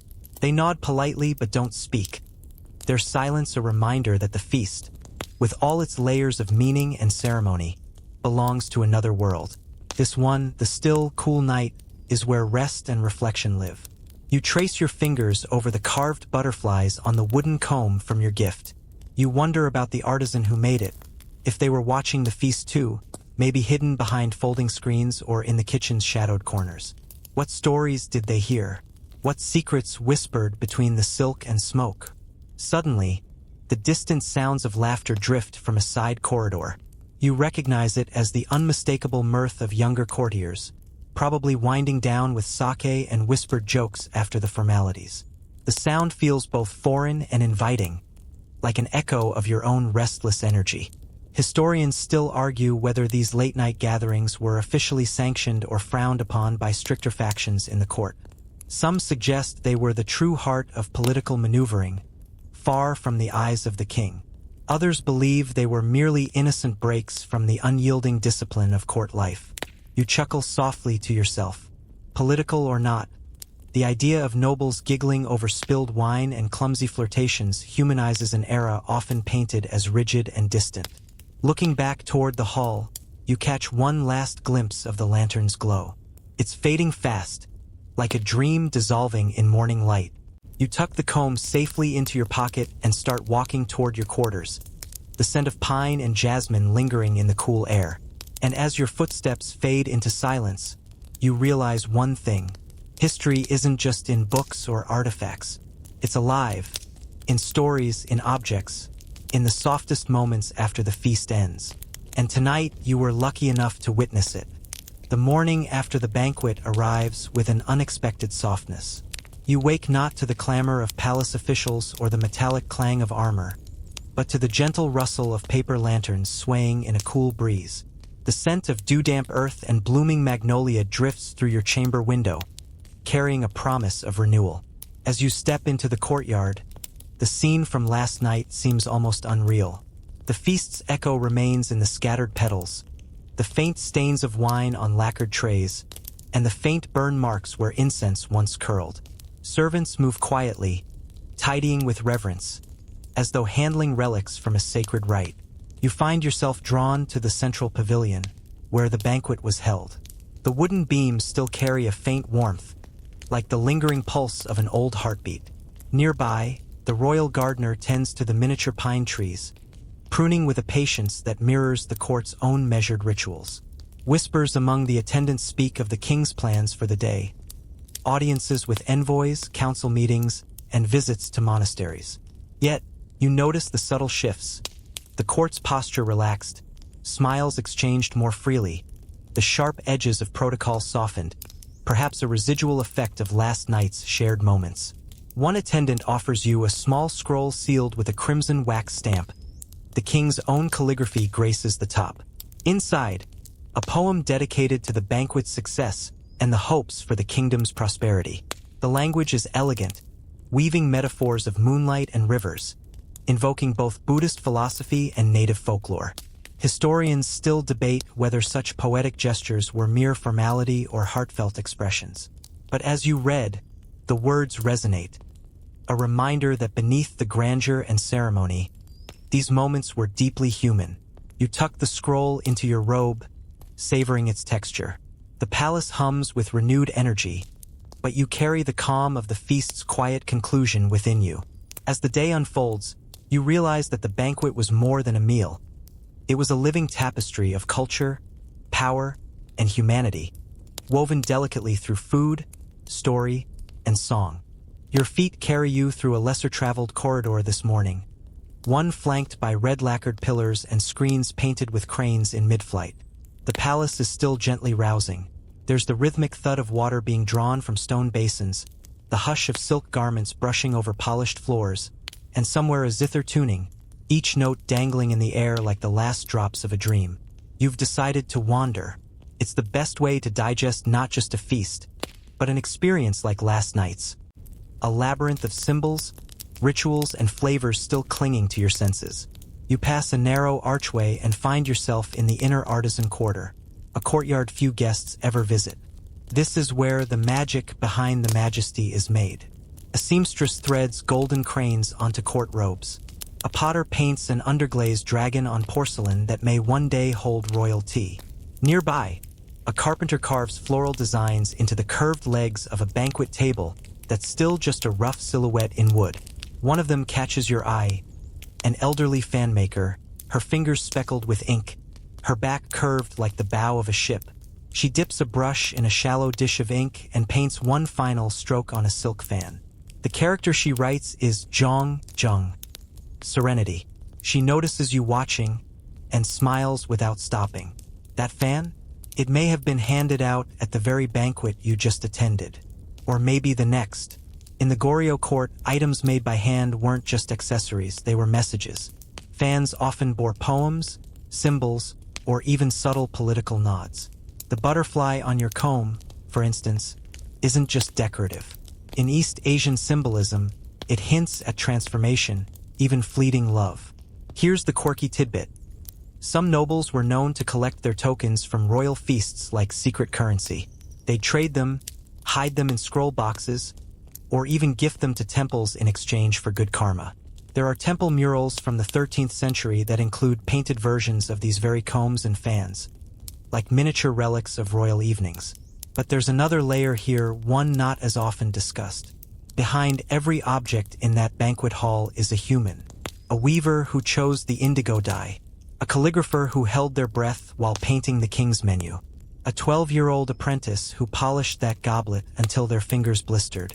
Historians still argue whether the artisans of Goryeo had true creative freedom or were merely executors of royal vision.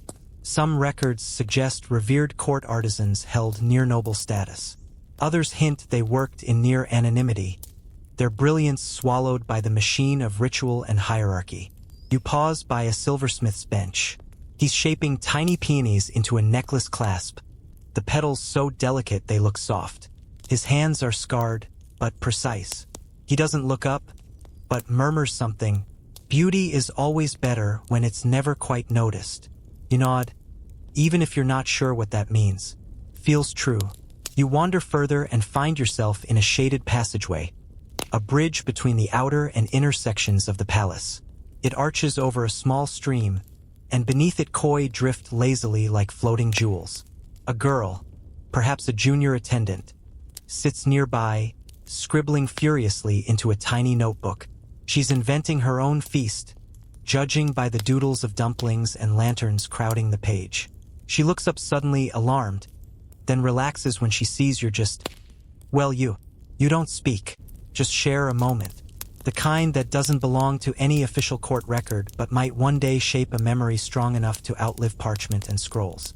The palace bell chimes, a low, singular toll, telling everyone it's midday. You turn back, re-entering the palace proper, crossing again into the layers of protocol, posture, and public performance. But something's shifted. Now, when you pass a bronze incense burner, you wonder about the blacksmith who shaped its lion's paw base. When you sip from a tea bowl, you think of the potter who risked 1,000 cracks for one perfect glaze. And when you glimpse the king's chair again, briefly visible through a half-open screen, you don't just see a throne. You see a stage built by hands you'll never meet. The banquet was a dream, but this is the waking magic that made the dream possible. The afternoon sun casts a gentler light now, spilling across the courtyard tiles like warmed silk. You wander again, perhaps aimlessly, perhaps not. This time, your path leads you into a room so quiet it almost seems forgotten. But it's not. This is the royal kitchen's record chamber, and it is anything but unimportant. Inside, rows of scrolls and ledgers fill cedarwood shelves. Thin papers are bound with twine, some crisp and new, others yellowed and curling at the corners like dried kelp. These aren't dusty documents for idle reading. No, these are living testimonies, the lifeblood of culinary history, inked meticulously by court scribes and kitchen stewards. A young clerk, clearly startled to see anyone not dressed in official robes, rises and bows. You wave him off and gesture to the shelves. Just looking, and he nods, the way someone does when they know not to question the whims of a court guest who's clearly wandered too far. You pull out a scroll, careful not to tear it. It's a menu from 15 years ago, dated to the New Year's banquet of 1107. Each dish is recorded with reverence, sometimes followed by tasting notes. Not just what was served, but how it was received. One margin reads, "The pheasant was dry, the queen's aunt made a face." Another, "Wine flowed too freely, 3 ministers lost shoes." The kitchen records don't just capture food, they capture mood, politics, even scandal. They're gossip with garnish.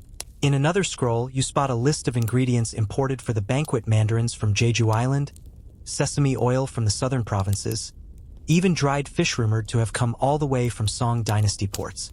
Here's a strange but delightful tidbit. One entry lists snow preserved in clay jars, stored all summer in an ice pit beneath the palace and used to cool drinks for nobles who insisted on winter freshness even in July. Historians still argue whether this ice pit practice originated from local invention or was borrowed from earlier Chinese innovations. You set that scroll aside and find another, a recipe written in near poetic form. It reads, "Steam the glutinous rice till soft as moonlight, crush the jujubes until they dream red, fold in the chestnuts with the gentleness of morning, and pour honey in a spiral, like calligraphy over calm water." You pause.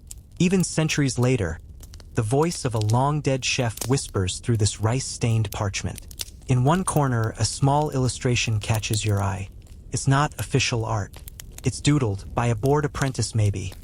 A smiling dumpling with arms and legs, wielding chopsticks like swords. You snort. Of course, even in the 12th century, people couldn't resist doodling during staff meetings. As you roll up the scroll, the young clerk approaches with a box. Smaller, polished, and sealed with lacquer.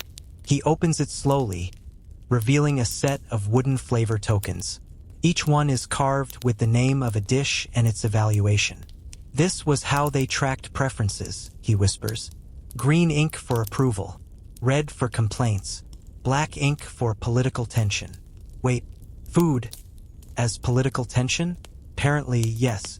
If a dish was unusually spicy, that might have been the chef's not-so-subtle commentary on a minister's fiery temperament. A lack of seasoning in one noble's portion might suggest subtle court censure. Historians still argue whether the kitchen wielded this power knowingly, or if the nobles simply read too much into their soup. Either way, it's oddly comforting to realize that passive-aggressive culinary politics predates your aunt's Thanksgiving green bean casserole sabotage by about 900 years. You thank the clerk and step back outside, your mind still spinning from what you've seen. The clatter and grandeur of the feast was mesmerizing. But this room? This quiet archive of salted memories and peppered truths? It's where the real feast lives. And as the breeze lifts the edge of your sleeve, carrying with it the faintest aroma of roasted garlic from some distant kitchen pot, you feel it again, that sense of time folding in on itself. Like you could take that ancient scroll and use it tonight, at your own table under your own stars. Because food isn't just taste. It's history, power, and gossip served warm. You find yourself drawn toward a distant garden, one that lies just beyond the palace's inner wall, its entrance marked by a crescent-shaped stone arch. This is not the manicured grandeur of the public courtyards, where peonies bloom in perfect symmetry and every tree seems sculpted into submission. No, this garden is wilder, more private. It's the Queen's Retreat, a place whispered about in servant gossip, rumored to be off-limits to all but a favored few. But the gate stands slightly open. And, well, you've come this far, haven't you? Inside, it feels like you've stepped into another world. Bamboo rustles gently in the wind, their thin stalks clicking like wind chimes. A trickling stream winds through moss-covered rocks. Wild lilies lean lazily toward the sunlight. The air here is cooler, touched by shade and birdsong and the faint perfume of something citrusy, maybe citron blossom. A small wooden pavilion stands at the garden's center, its sloped roof trailing wisteria vines. And there, seated with her back to you, is a woman in jade-green robes. Not a servant, not a dancer, someone else. The queen herself. You freeze. She doesn't turn, but raises a hand, just a gentle wave that says, "I see you. Don't panic." So you sit, not beside her, but nearby, on a stone bench worn smooth by time and royal use. Neither of you speaks, and it's oddly perfect. For a long while you just listen, to the soft burbling of the stream, to the buzz of a bee circling a patch of clover, to the quiet rustle of silk as the queen shifts slightly, sipping tea from a porcelain cup the color of storm clouds.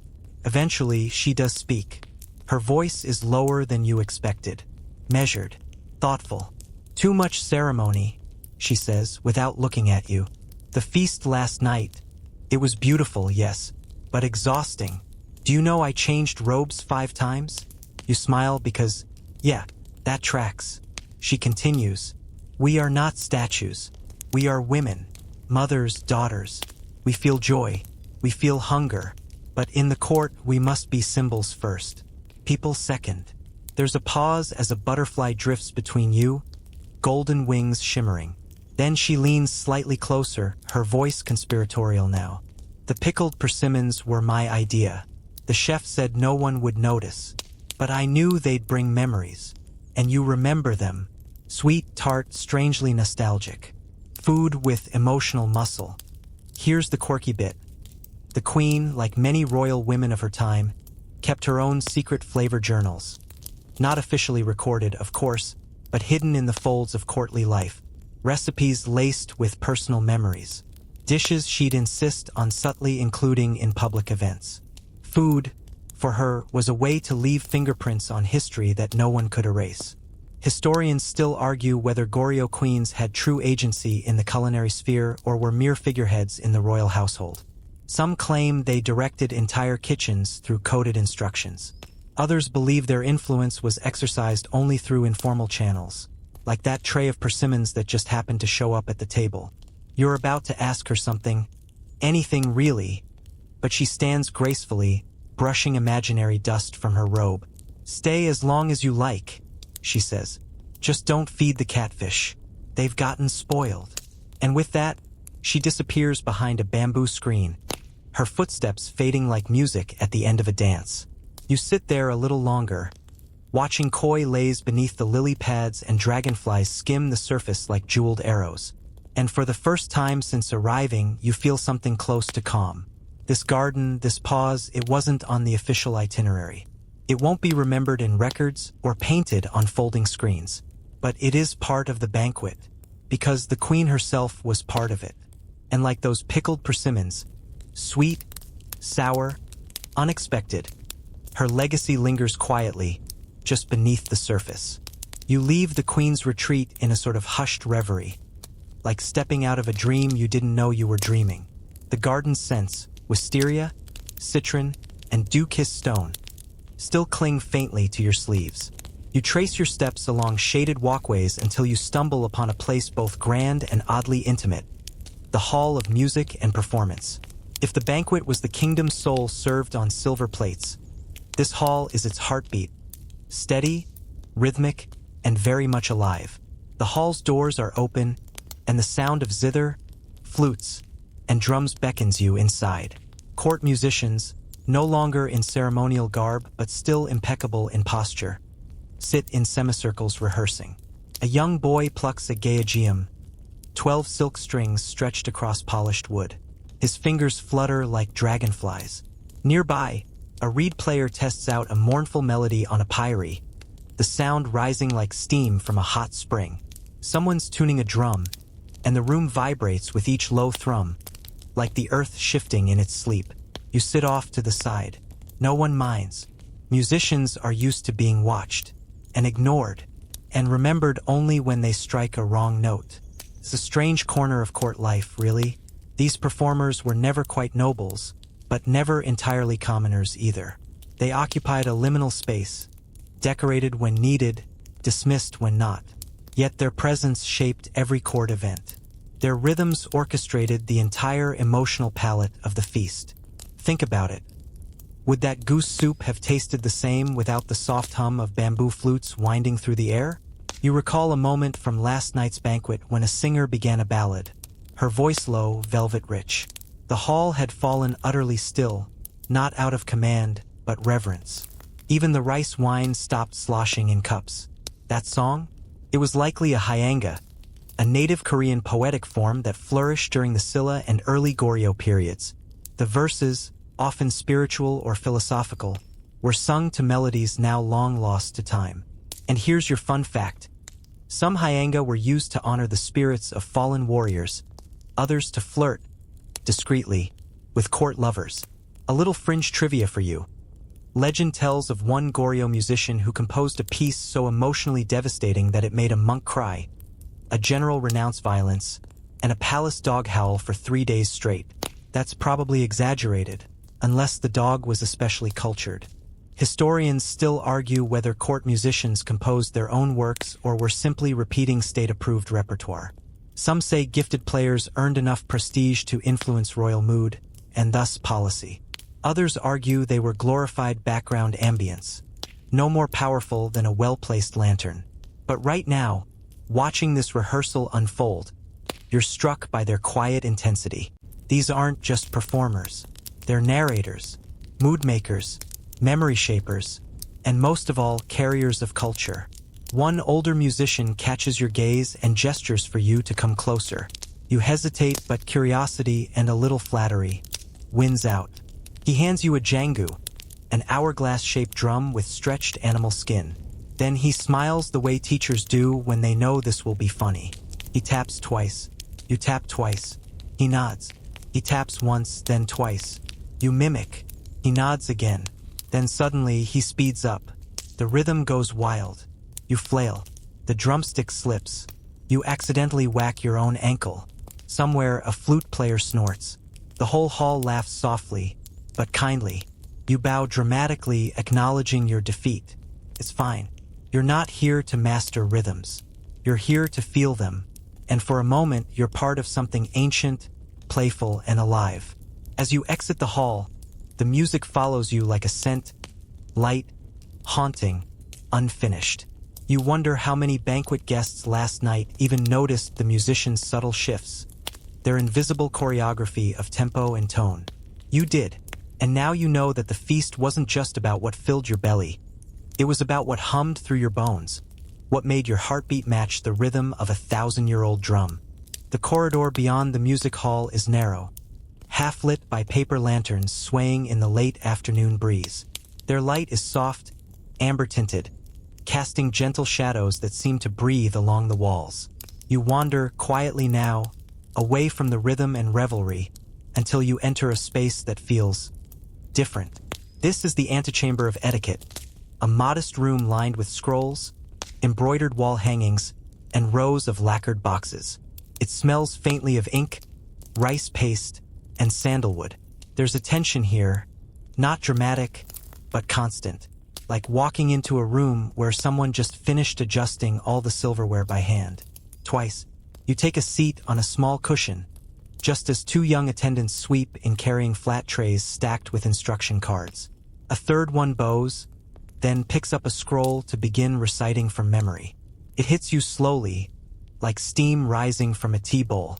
This is the engine room of court behavior. The feast, you realize, wasn't just about what people wore or what they ate. It was about how they existed in that space. Every nod, every blink, every bite was rehearsed.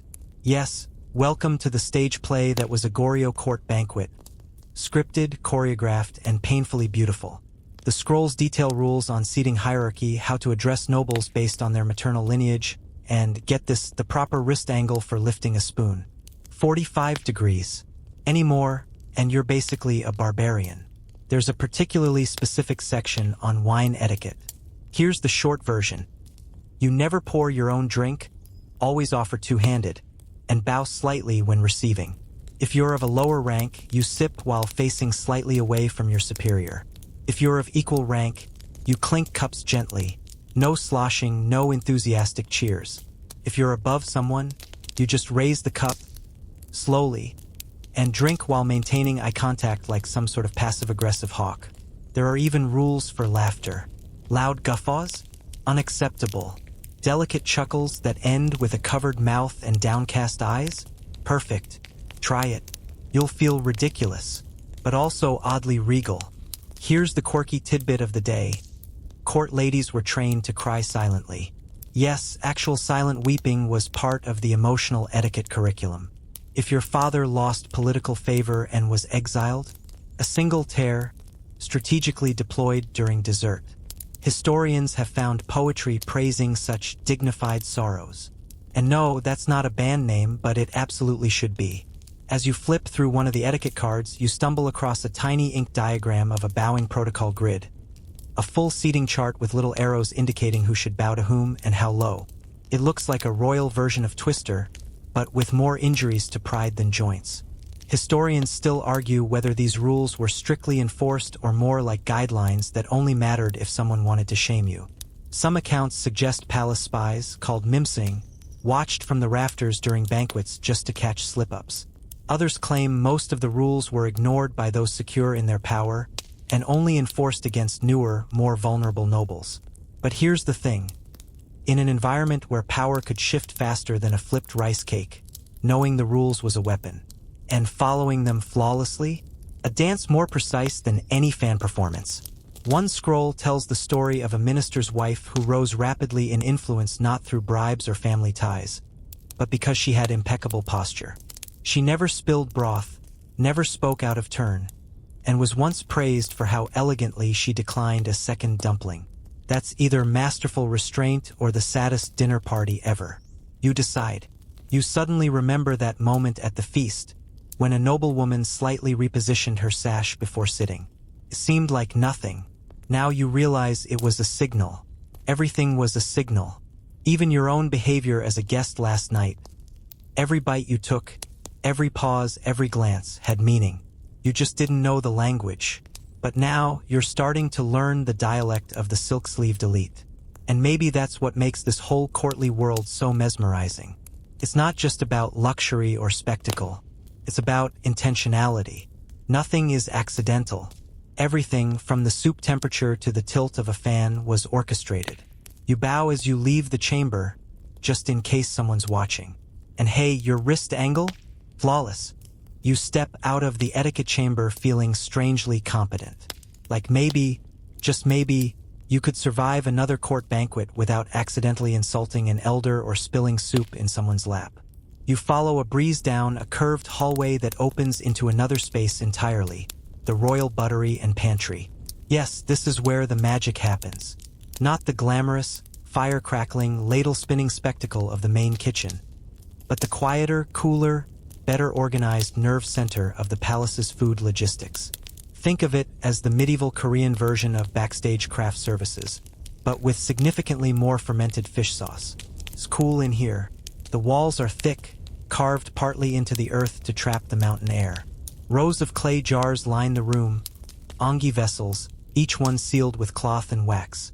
Some are labeled with neat little calligraphy tags, others with simple color-coded threads. You peek into one and catch a powerful whiff of jiakol, salted shrimp paste so pungent it could probably wake a coma patient. A steward glides past you with a small brush and dabs something onto a dish. "Don't touch," he murmurs. "Pickled abalone. It needs another week." You nod solemnly. The air here carries secrets. The pantry is divided into sections. Grains, condiments, sweets, preserved vegetables, and the ever-mysterious special shelf, which you're told, with a wink, is reserved for items only the king asks for. The steward won't say what that includes, but you catch a glimpse of something wrapped in gold thread and quietly labeled, "Spring Rabbit's Heart." No judgment. There's a quiet efficiency here that's almost beautiful. Rice is measured to the grain. Soy sauce is aged and cataloged by year. A woman with silver-streaked hair is slicing ginger into paper-thin sheets with a blade so sharp it barely touches the wood. She looks up and grins. "No one notices us," she says. "But if we vanish, everything collapses." Mainstream fact time. The royal buttery was a key component of Goryeo Palace infrastructure. It was responsible for not just food storage but seasonal planning, gift preparation, and the intricate system of food tribute, items sent from across the kingdom to prove loyalty or curry favor. A tray of wild mountain mushrooms from Kangwon, a special variety of barley wine from the southern provinces, even a sea cucumber the size of your forearm. Gross? Maybe. Valuable? Absolutely. You spot an old inventory ledger with tiny Hanja characters tracking deliveries for last night's feast. It lists 80 varieties of ingredients. 80. Including 4 types of turnip and something politely labeled mountain creature, verified safe. Comforting. Here's the quirky bit. According to old records, there were spies embedded in food shipments. Seriously, it wasn't just about freshness. Couriers sometimes carried coded messages in wrapped parcels or false bottom crates. Imagine lifting a jar of salted radish only to find an encrypted message for a rebel general. Makes grocery shopping feel a little dull, doesn't it? Historians still argue whether the royal buttery operated autonomously or under the tight grip of eunuch oversight. Some say the kitchen staff wielded quiet but considerable influence, using access to royal diets and gifting channels to curry favor. Others believe they were heavily monitored, with strict punishments for even minor errors, like mixing up one fish sauce for another, which, to be fair, should be a capital offense. As you explore deeper, you come across a curious shelf labeled with a red lacquer sigil. For ritual use only, the steward eyes it but lets you peer in.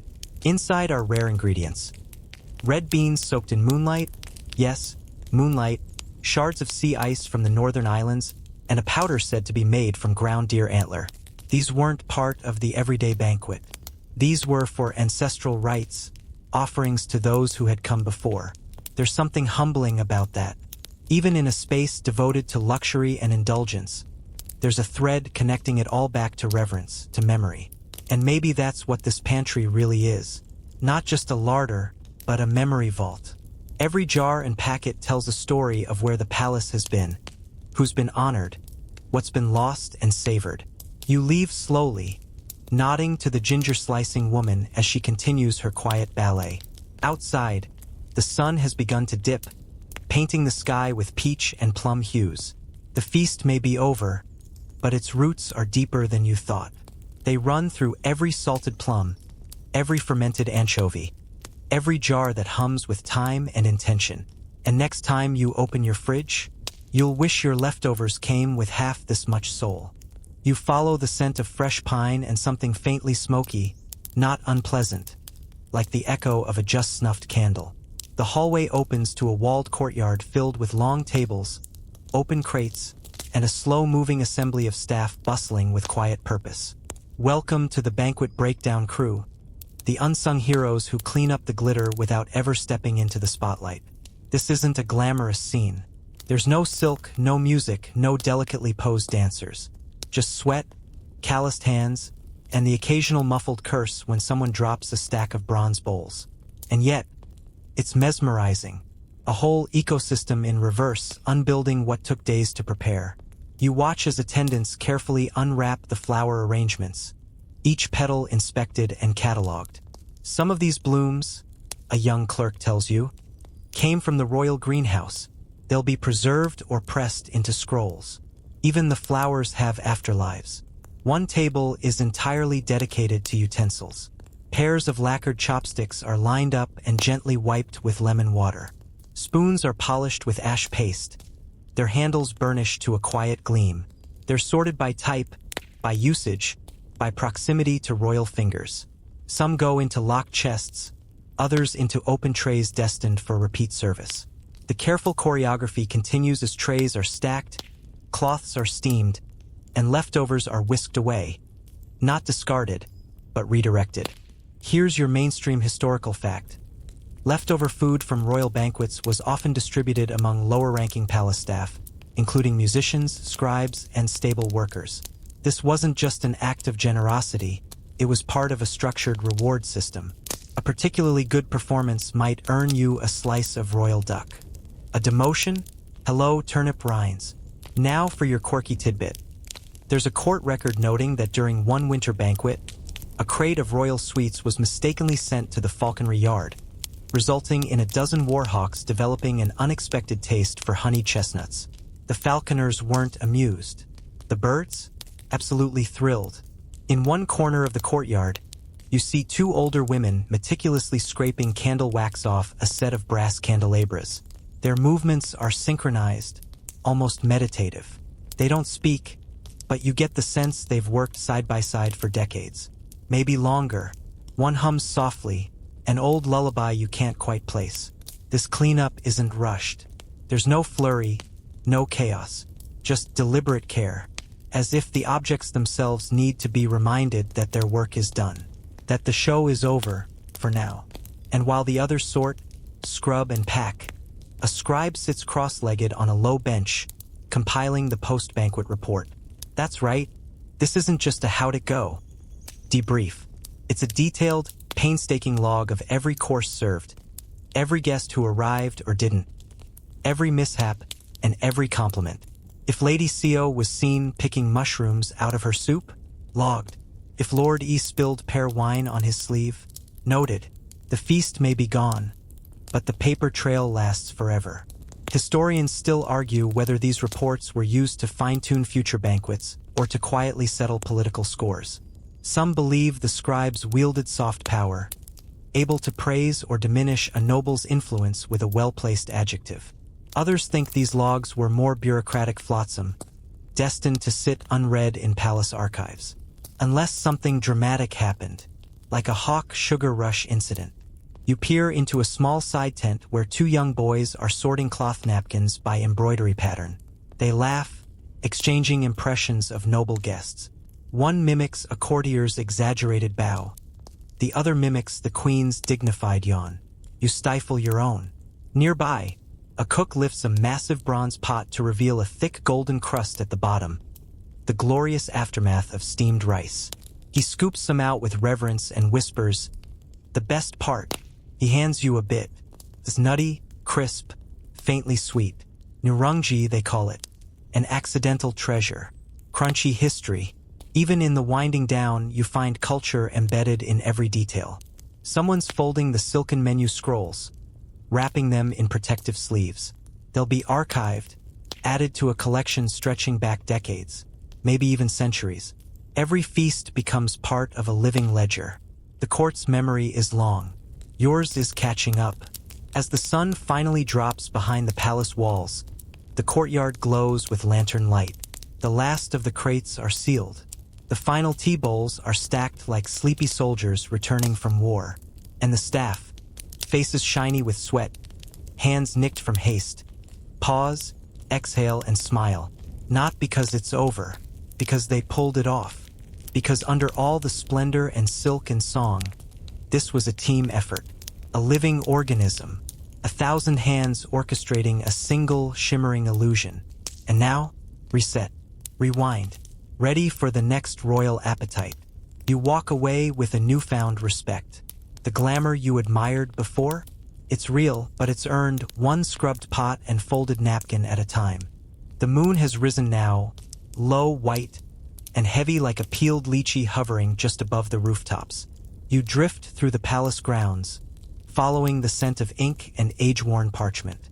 Past the garden pond, beyond the library's sleeping gables, you come to a quiet corner of the royal compound, the record hall. No guards block your path. No fanfare welcomes you. But make no mistake, this place holds more power than any sword or jeweled crown. Because this, dear traveler, is where the stories are kept. Inside, it's cool and dry. The walls are lined with cubby holes, each one stacked with narrow, bound volumes, record books, edicts, food logs, poetry anthologies, and banquet journals dating back over a century. You inhale deeply. The scent is unforgettable. Rice glue, pine soot ink, dried silk thread. It smells like memory itself. A hunched figure in layered hemp robes waves you in. "You're late," he mutters. Though clearly he wasn't expecting anyone. He gestures toward a low reading table. Pick a scroll. Any scroll. You choose a pale one tied with blue ribbon. Its title reads, Mid-Autumn Banquet, Year of the Black Ox. The writing is graceful but tight, like a dancer restraining herself. It opens with a list of names, ranks, and seats, then glides into descriptions of the dishes served, the weather that night, cool breeze, jasmine-scented, and even the moment when a court lady fainted, gracefully, of course, from the heat of the lanterns. And then you find it, a tiny note in the margin, just 5 brush strokes. Fish too salty. Duke pretended to like it. You laugh out loud. The old scribe beside you chuckles. Best part of our job, he says, is the truth between the lines. Here's the mainstream historical nugget. Goryeo Palace scribes kept detailed banquet records not just for posterity, but as official administrative documents. These logs allowed future event planners to reference prior menus, seating arrangements, guest lists, and even the success or failure of certain dishes. Some scrolls were filed under lessons learned. And here's your quirky tidbit. There were banquet poets. Yes, official court poets whose job was to compose haikus or short lyrical lines during the feast. They would observe the mood, the menu, the moon's phase, and then submit real-time verses. Think of them as the kingdom's original live tweeters. One poem, penned during a rainy spring feast, simply reads, "Pickled radish stings / like my mother-in-law's voice, / yet I bow and smile." A masterpiece. Now, you might think the record hall is just a relic. But make no mistake, this was a power center. Information meant influence. These scrolls shaped decisions, secured marriages, tracked loyalties. A noble who skipped too many banquets? Noted. A foreign envoy who asked for seconds? Praised. A dish that caused digestive distress? Quietly retired forever. Historians still argue whether scribes wrote under direct orders from the monarch or whether they exercised independent discretion. Some believe royal censors combed through these logs before they were archived, redacting anything unflattering to the throne. Others insist many scribes smuggled in their own voice, like that sarcastic fish comment, especially when tucked between two unremarkable entries. The scribe pulls out another scroll. This one is older, stained with what might be soy sauce. "The king himself wrote in this one," he says with quiet pride. And indeed, near the bottom, in bolder calligraphy, "Tonight, the soup tasted like home. Let this be remembered." It hits you harder than you expect. Amid all the pomp and performance, sometimes the thing that lingers most is a spoonful of broth. The scribe sets a pot of barley tea between you. "It's not goose liver," he grins, "but it'll do." You sip, the warmth curling around your ribs like a cat. He tells you about the seasonal feast ledger, an ongoing project passed down from scribe to scribe. Each generation adds their own notes, sketches, even recipes. A living document, a family heirloom of flavor and formality. Some pages are political, others poetic. One section contains only drawings of banquet table arrangements over the years, evolving like coral, more elaborate, more symmetrical, always hungry for perfection. "Will you write something?" the scribe asks, sliding a blank parchment toward you. You pause, then write, "The rice was sticky, the candles flickered. I blinked, and history yawned." He laughs again. "Not bad. You'd make a fine banquet poet." You thank him and rise, your knees protesting. Outside, the air is brisk now. Stars like rice grains scatter across the sky. The record hall doesn't just store paper, preserves presence. Each word a whisper, each scroll, a breadcrumb trail back to voices that once filled a palace with sound and story. You step into the night knowing something you didn't before. Even the echo of a meal can feed you. You move away from the quiet sanctum of the record hall into a space far less hushed but just as essential, the entertainment pavilion. Think of it as the palace's nightlife hub, where after the last bite of rice and the clinking of cups, the real party begins. Here, laughter, music, and storytelling weave through the air like silk ribbons. It's late, and the lantern light flickers soft gold across painted screens depicting mythic beasts and mountains. The scent of pine incense mingles with the faint aroma of roasted chestnuts cooling on low tables. You find a seat among the courtiers lounging on woven mats, sipping diluted rice wine, waiting for the show to start. The entertainers arrive. Musicians with delicate stringed instruments called geogium and giamungo, dancers in flowing robes moving with the grace of autumn leaves, and storytellers with voices as smooth and layered as black lacquer. The performances here are more than just distractions.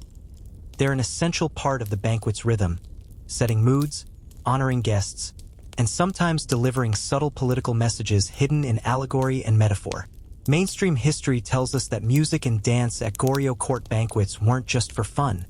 They were deeply ritualistic and symbolic. Performances often followed a strict sequence tied to the lunar calendar or specific guests' birthdates. The court even maintained an official troupe called a kok specializing in Confucian ritual music. Here's your quirky tidbit. Some entertainers were trained from childhood not just in art, but in court gossip and secret diplomacy. They doubled as royal informants, using their performances to send veiled messages. Imagine a dance about a migrating crane being interpreted as a diplomatic overture to a northern kingdom. Performance art meets spycraft. Historians still debate whether entertainers had genuine autonomy or were puppets of the royal court. Some believe the troop leaders wielded considerable influence behind the scenes, using their social access to shape court politics. Others argue the monarchy kept them tightly controlled, with severe punishments for stepping out of line. As the Gaiageum strings hum, your eyes catch a subtle joke among the dancers, a flourish imitating the exaggerated bows you saw during dinner. A few courtiers chuckle quietly, the tension easing. The entertainer's art is a mirror, reflecting the court's pomp with a gentle nudge and wink. Between songs, the storyteller begins weaving a tale about a clever fox spirit who outwits a greedy magistrate.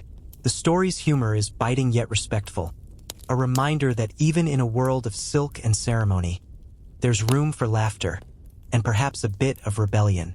You sip your rice wine and think back to the food, the records, the cleanup crews. Each part of the banquet, whether savory dish or whispered verse, is a thread in a vast tapestry, weaving together power, tradition, and humanity. As the night deepens, the entertainment slows, the music softens, and the courtiers' voices lower to whispers. You realize the banquet doesn't end with the last morsel. It lingers, in stories told under lantern light, in music that floats like smoke, in memories folded carefully into the heart of the palace. You close your eyes for a moment and savor the final notes, knowing that tomorrow, the cycle will begin again. You wander through the palace corridors now, where the soft glow of lanterns casts long shadows on carved wooden panels. The night isn't quite over, the courtiers are retreating, but a special kind of after-party begins. The private banquets.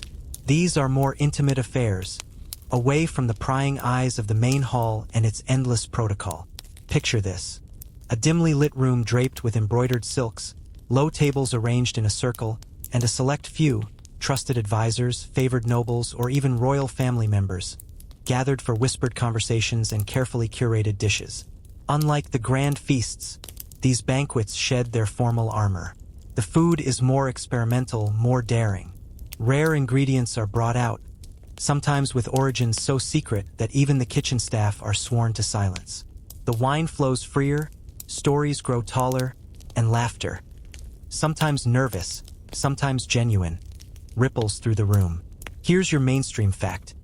Private banquets were often used as political tools, spaces where alliances were forged or broken away from the watchful eyes of the court. They provided a rare opportunity for the king or high-ranking officials to gauge loyalties and test ideas before bringing them into the public sphere. But the quirky detail? At one infamous private banquet, a mischievous courtier once replaced the usual pickled radish with a specially fermented version that had everyone, including the king, sweating bullets and reaching desperately for water. The incident is still whispered about as the Radish Rebellion, a cheeky reminder that even in the strictest courts, humor found a way to sneak in. Historians still debate how much freedom guests actually had during these private events. Some argue they were genuine moments of relaxation and informal bonding. Others believe they were just another layer of performance, with eyes and ears everywhere, where every smile could mask a dagger. You overhear a snippet of conversation, something about land grants, marriage proposals, and secret gifts of jade. It dawns on you that these banquets weren't just about food or pleasure. They were battlegrounds of influence, fought with whispered words and delicate cups of wine. You lean back against a carved pillar, letting the weight of history settle like fine dust. It's strange to think the same dishes that spark joy and satiate hunger also served as currency in a game of power that could shift kingdoms. As the private banquet dissolves into quiet, you catch the faintest scent of pine incense mixed with the lingering tang of fermented radish, a reminder that beneath the silk and ceremony, human nature, in all its flavor, always finds a way to shine through. You find yourself drawn toward the kitchen annex, where the magic of the banquet truly begins. The palace kitchen is a universe all its own, warm, fragrant, and wildly efficient. Rows of cauldrons bubble with broths and stews, while cooks and apprentices dart between tables stacked with fresh produce and spice jars like alchemists chasing culinary gold. The The sounds here are a far cry from the serene halls you've wandered. Clanging pots, shouted orders in clipped tones, and the rhythmic chopping of vegetables create a relentless symphony. The head chef, a stoic figure known as Master Jang, commands this chaos with a calm that almost borders on the mystical. The kitchens of 12th century Korea were highly organized, divided into sections specializing in various dishes, rice, meat, seafood, and sweets, each overseen by senior cooks. Behind the scenes, hundreds of hands worked long hours to prepare the banquets that dazzled the court. A mainstream historical fact you might find interesting: the palace kitchens employed female cooks known as gangmyo, many of whom were highly skilled specialists in certain types of dishes or food preparation techniques. Their expertise was so valued that some rose to positions of considerable influence within the culinary hierarchy. Here's your quirky tidbit. Legend has it that one cook, famed for her mastery of spicy pepper paste, once secretly added a pinch of chili to the royal meal during the coldest winter banquet. The guests were startled, sweating and reaching for water, but afterward praised the fiery blessing that warmed their spirits. To this day, some believe she was the original pioneer of Korean chili use, centuries before it became common. Historians still argue whether palace cooks had creative freedom or were strictly bound to age-old recipes dictated by court protocol. Some suggest a secret culinary contest took place occasionally, with cooks competing to present the most innovative dish, while others insist tradition reigns supreme, forbidding deviation. You watch an apprentice carefully roll rice cakes, her hands moving with practiced grace.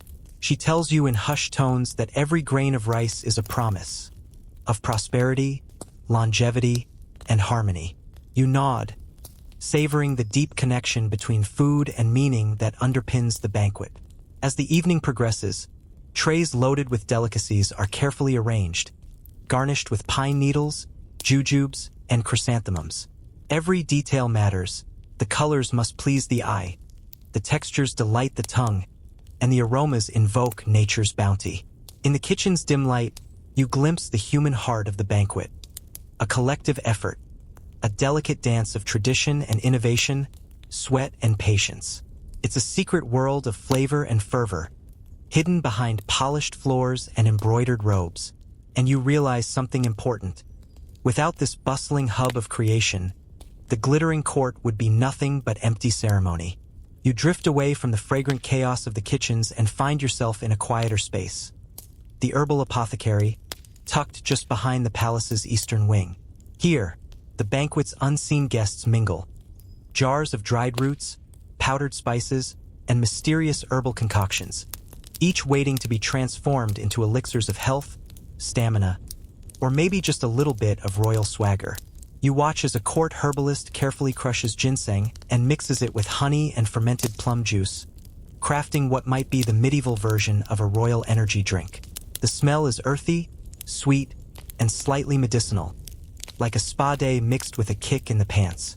Mainstream history tells us that herbal medicine was deeply intertwined with court banquets, not just as a health booster, but as a way to balance the body's energies according to traditional Korean medicine principles. Banquets often included specially prepared tonics designed to aid digestion or ward off hangovers, a practical addition to any night of lavish feasting. And here's the quirky detail.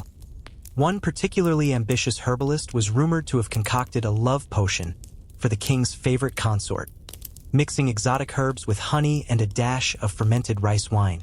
Whether it worked or not is anyone's guess, but it sure added an extra layer of intrigue to the court's romantic politics. Historians still debate how much these herbal concoctions genuinely affected health versus serving as symbolic gestures to demonstrate royal care and sophistication. Some argue they were essential medical tools, while others see them more as court theatrics, carefully choreographed to impress guests. You sample a small cup of the herbal brew. It tastes odd, bitter and sweet all at once, but warming, like a secret handshake between the past and present. The herbalist smiles knowingly. Banquets feed the body, but the herbs feed the soul, she says. You imagine the layers of meaning hidden in every sip, every carefully chosen ingredient. The banquet was more than a meal. It was a holistic experience, blending nourishment, medicine, and ceremony. As you leave, The jars glinting in the candlelight seem to whisper stories of vitality, mystery, and a culture's deep reverence for the delicate balance of life itself. You follow a narrow corridor lined with jade green tiles toward the servants' quarters, a less glamorous but crucial part of the banquet machinery. This is where the unsung heroes toil. The footmen, cleaners, and servers who ensure the feast runs smoothly without a single spilled drop or misplaced chopstick. The atmosphere is different here, less polished, more hurried. You catch glimpses of tired faces, hands marked by hours of work, and whispered conversations filled with palace gossip.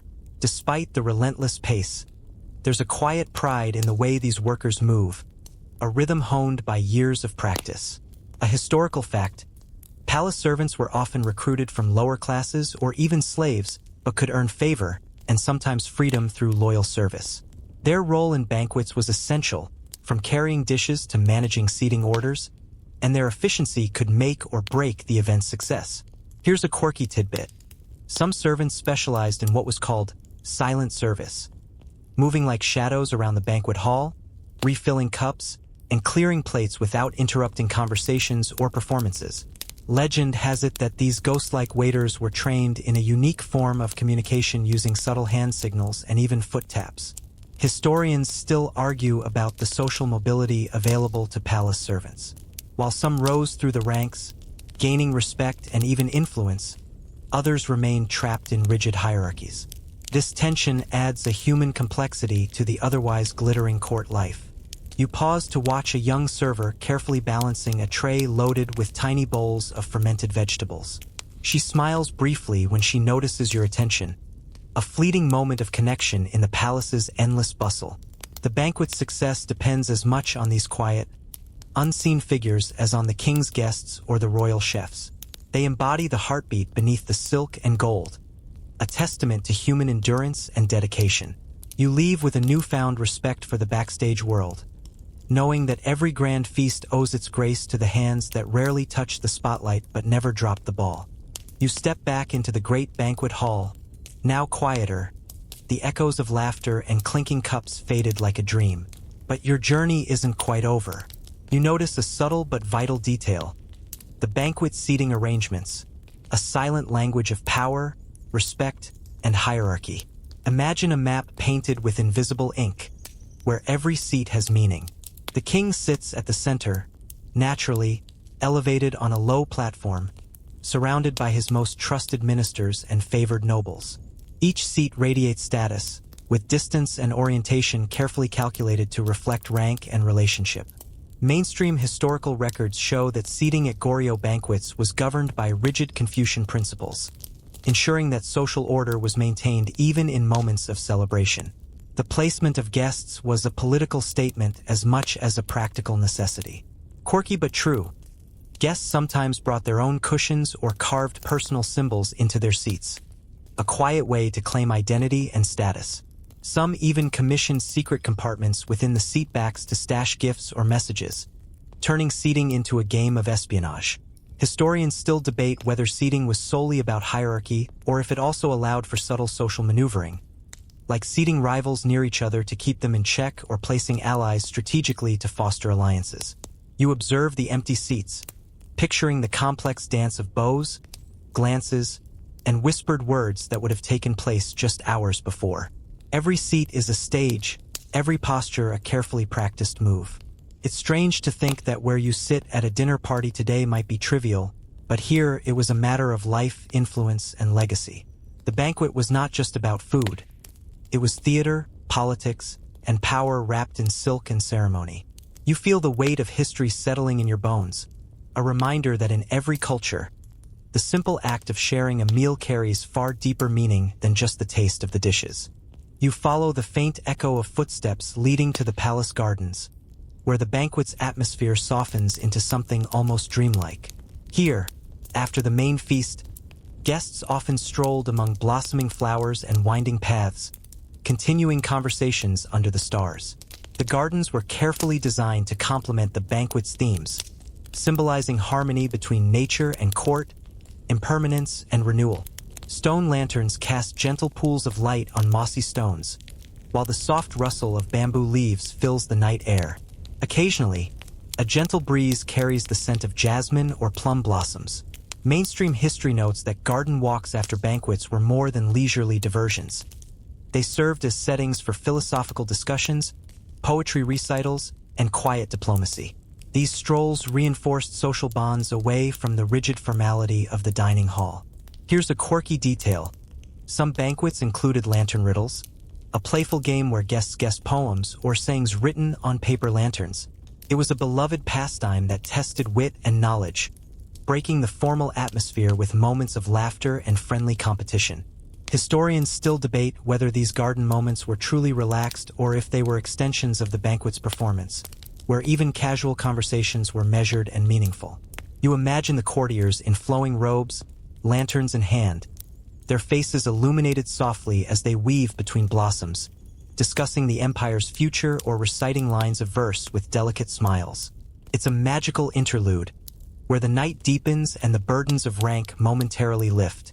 You breathe in the cool night air, the scent of earth and flowers grounding you. In this garden, the banquet's layers unfold, not just a feast for the body, but a banquet for the mind and spirit. As you stroll alongside the invisible guests, you realize the banquet wasn't just an event. It was an experience, a journey that lingered long after the last bite. The palace begins to settle into silence, but your path leads you next to the post-banquet rituals, those quiet acts that close the night with a sense of order and reflection. The feasting may have ended, but the ceremony lingers, like the last notes of a lullaby fading softly away. You witness attendants carefully collecting used dishes, not in haste but with reverence. Each piece is washed and dried with care, porcelain bowls and wooden chopsticks treated almost like treasures. This respect for the tools of the banquet reflects a deeper philosophy. Nothing created for the royal feast is wasted or taken lightly. Historically, these post-banquet rituals included prayers and offerings to the ancestors, thanking them for protection and prosperity. Incense was burned, and sometimes small portions of food were set aside as symbolic gifts for the spirit world. This intertwining of the earthly and spiritual realms reminds you that every banquet was also a sacred act. A quirky detail: some servants reportedly hid small fortunes or notes inside folded napkins or under dishes, hoping to catch the eye of a sympathetic noble later. This clandestine exchange of messages or gifts was a secret layer beneath the polished surface of ceremony. Historians still argue about the degree to which these rituals served genuine religious purposes versus acting as political theater reinforcing the ruler's divine mandate. As you watch the final flickers of lantern light being extinguished, you feel the weight of these concluding moments, an elegant closing to a night of grandeur, politics, and human connection. The palace breathes a slow sigh, its banquet dreams settling beneath the moon's gentle gaze. The first light of dawn creeps through the palace windows as you linger in the quiet aftermath of the banquet. The halls, once filled with laughter and music, now hold only the soft echoes of footsteps and the faint scent of spilled wine and incense. This is the banquet's legacy, the lasting impression it leaves, not just on the palace, but on the hearts and histories woven through time. You think back over the night's journey, the glittering table settings, the precise rituals, the secret smiles shared over spicy radish, the herbal brews promising vitality, the silent servers moving like shadows, and the garden's lantern-lit whispers. Each piece fits into a grand tapestry that tells the story of a society where food, power, and tradition danced in delicate balance. Mainstream history reminds us that these banquets were more than feasts. They were statements of identity and sovereignty, reinforcing the king's place in the cosmos and his subjects' loyalty. They were occasions where culture was displayed, alliances forged, and legacy secured. A quirky thought to carry you off. Some courtiers believed that if you ate enough of the banquet's special rice cakes, you'd dream of dragons, omens of fortune and protection. Whether that's true or just palace folklore, it adds a magical thread to the tapestry. Historians still debate how accessible these banquets were to the common people or how much they represented a kingdom's true spirit versus an idealized royal fantasy. But regardless, the banquet's echoes ripple beyond the palace walls, touching art, literature, and memory. As you stand in the dawn's soft light, The palace feels less like a distant relic and more like a living story. The banquet's flavors linger, its music hums softly, and its lessons settle gently into your soul. Thank you for sharing this journey through time. May your dreams be as rich and layered as the 12th century Korean court banquets themselves. The night has deepened, and with it, your journey through the flavors and whispers of a world long past begins to fade gently. Imagine the delicate clink of porcelain, the soft rustle of silk robes, and the lingering scent of pine incense mingling with cool night air. Let your breathing slow, the excitement of discovery softening into calm reflection. Remember, the banquet was more than a meal. It was a living dance of tradition, power, and human connection. Its echoes remind us that behind every feast lies a story, a ritual, a hope for harmony and prosperity. As you drift towards sleep, let these ancient scents and sounds wrap around you like a warm, familiar blanket. The palace doors close softly, the lanterns dim, and the world settles into peaceful quiet. Good night, dear traveler. Rest well, and let the past's gentle embrace soothe your dreams.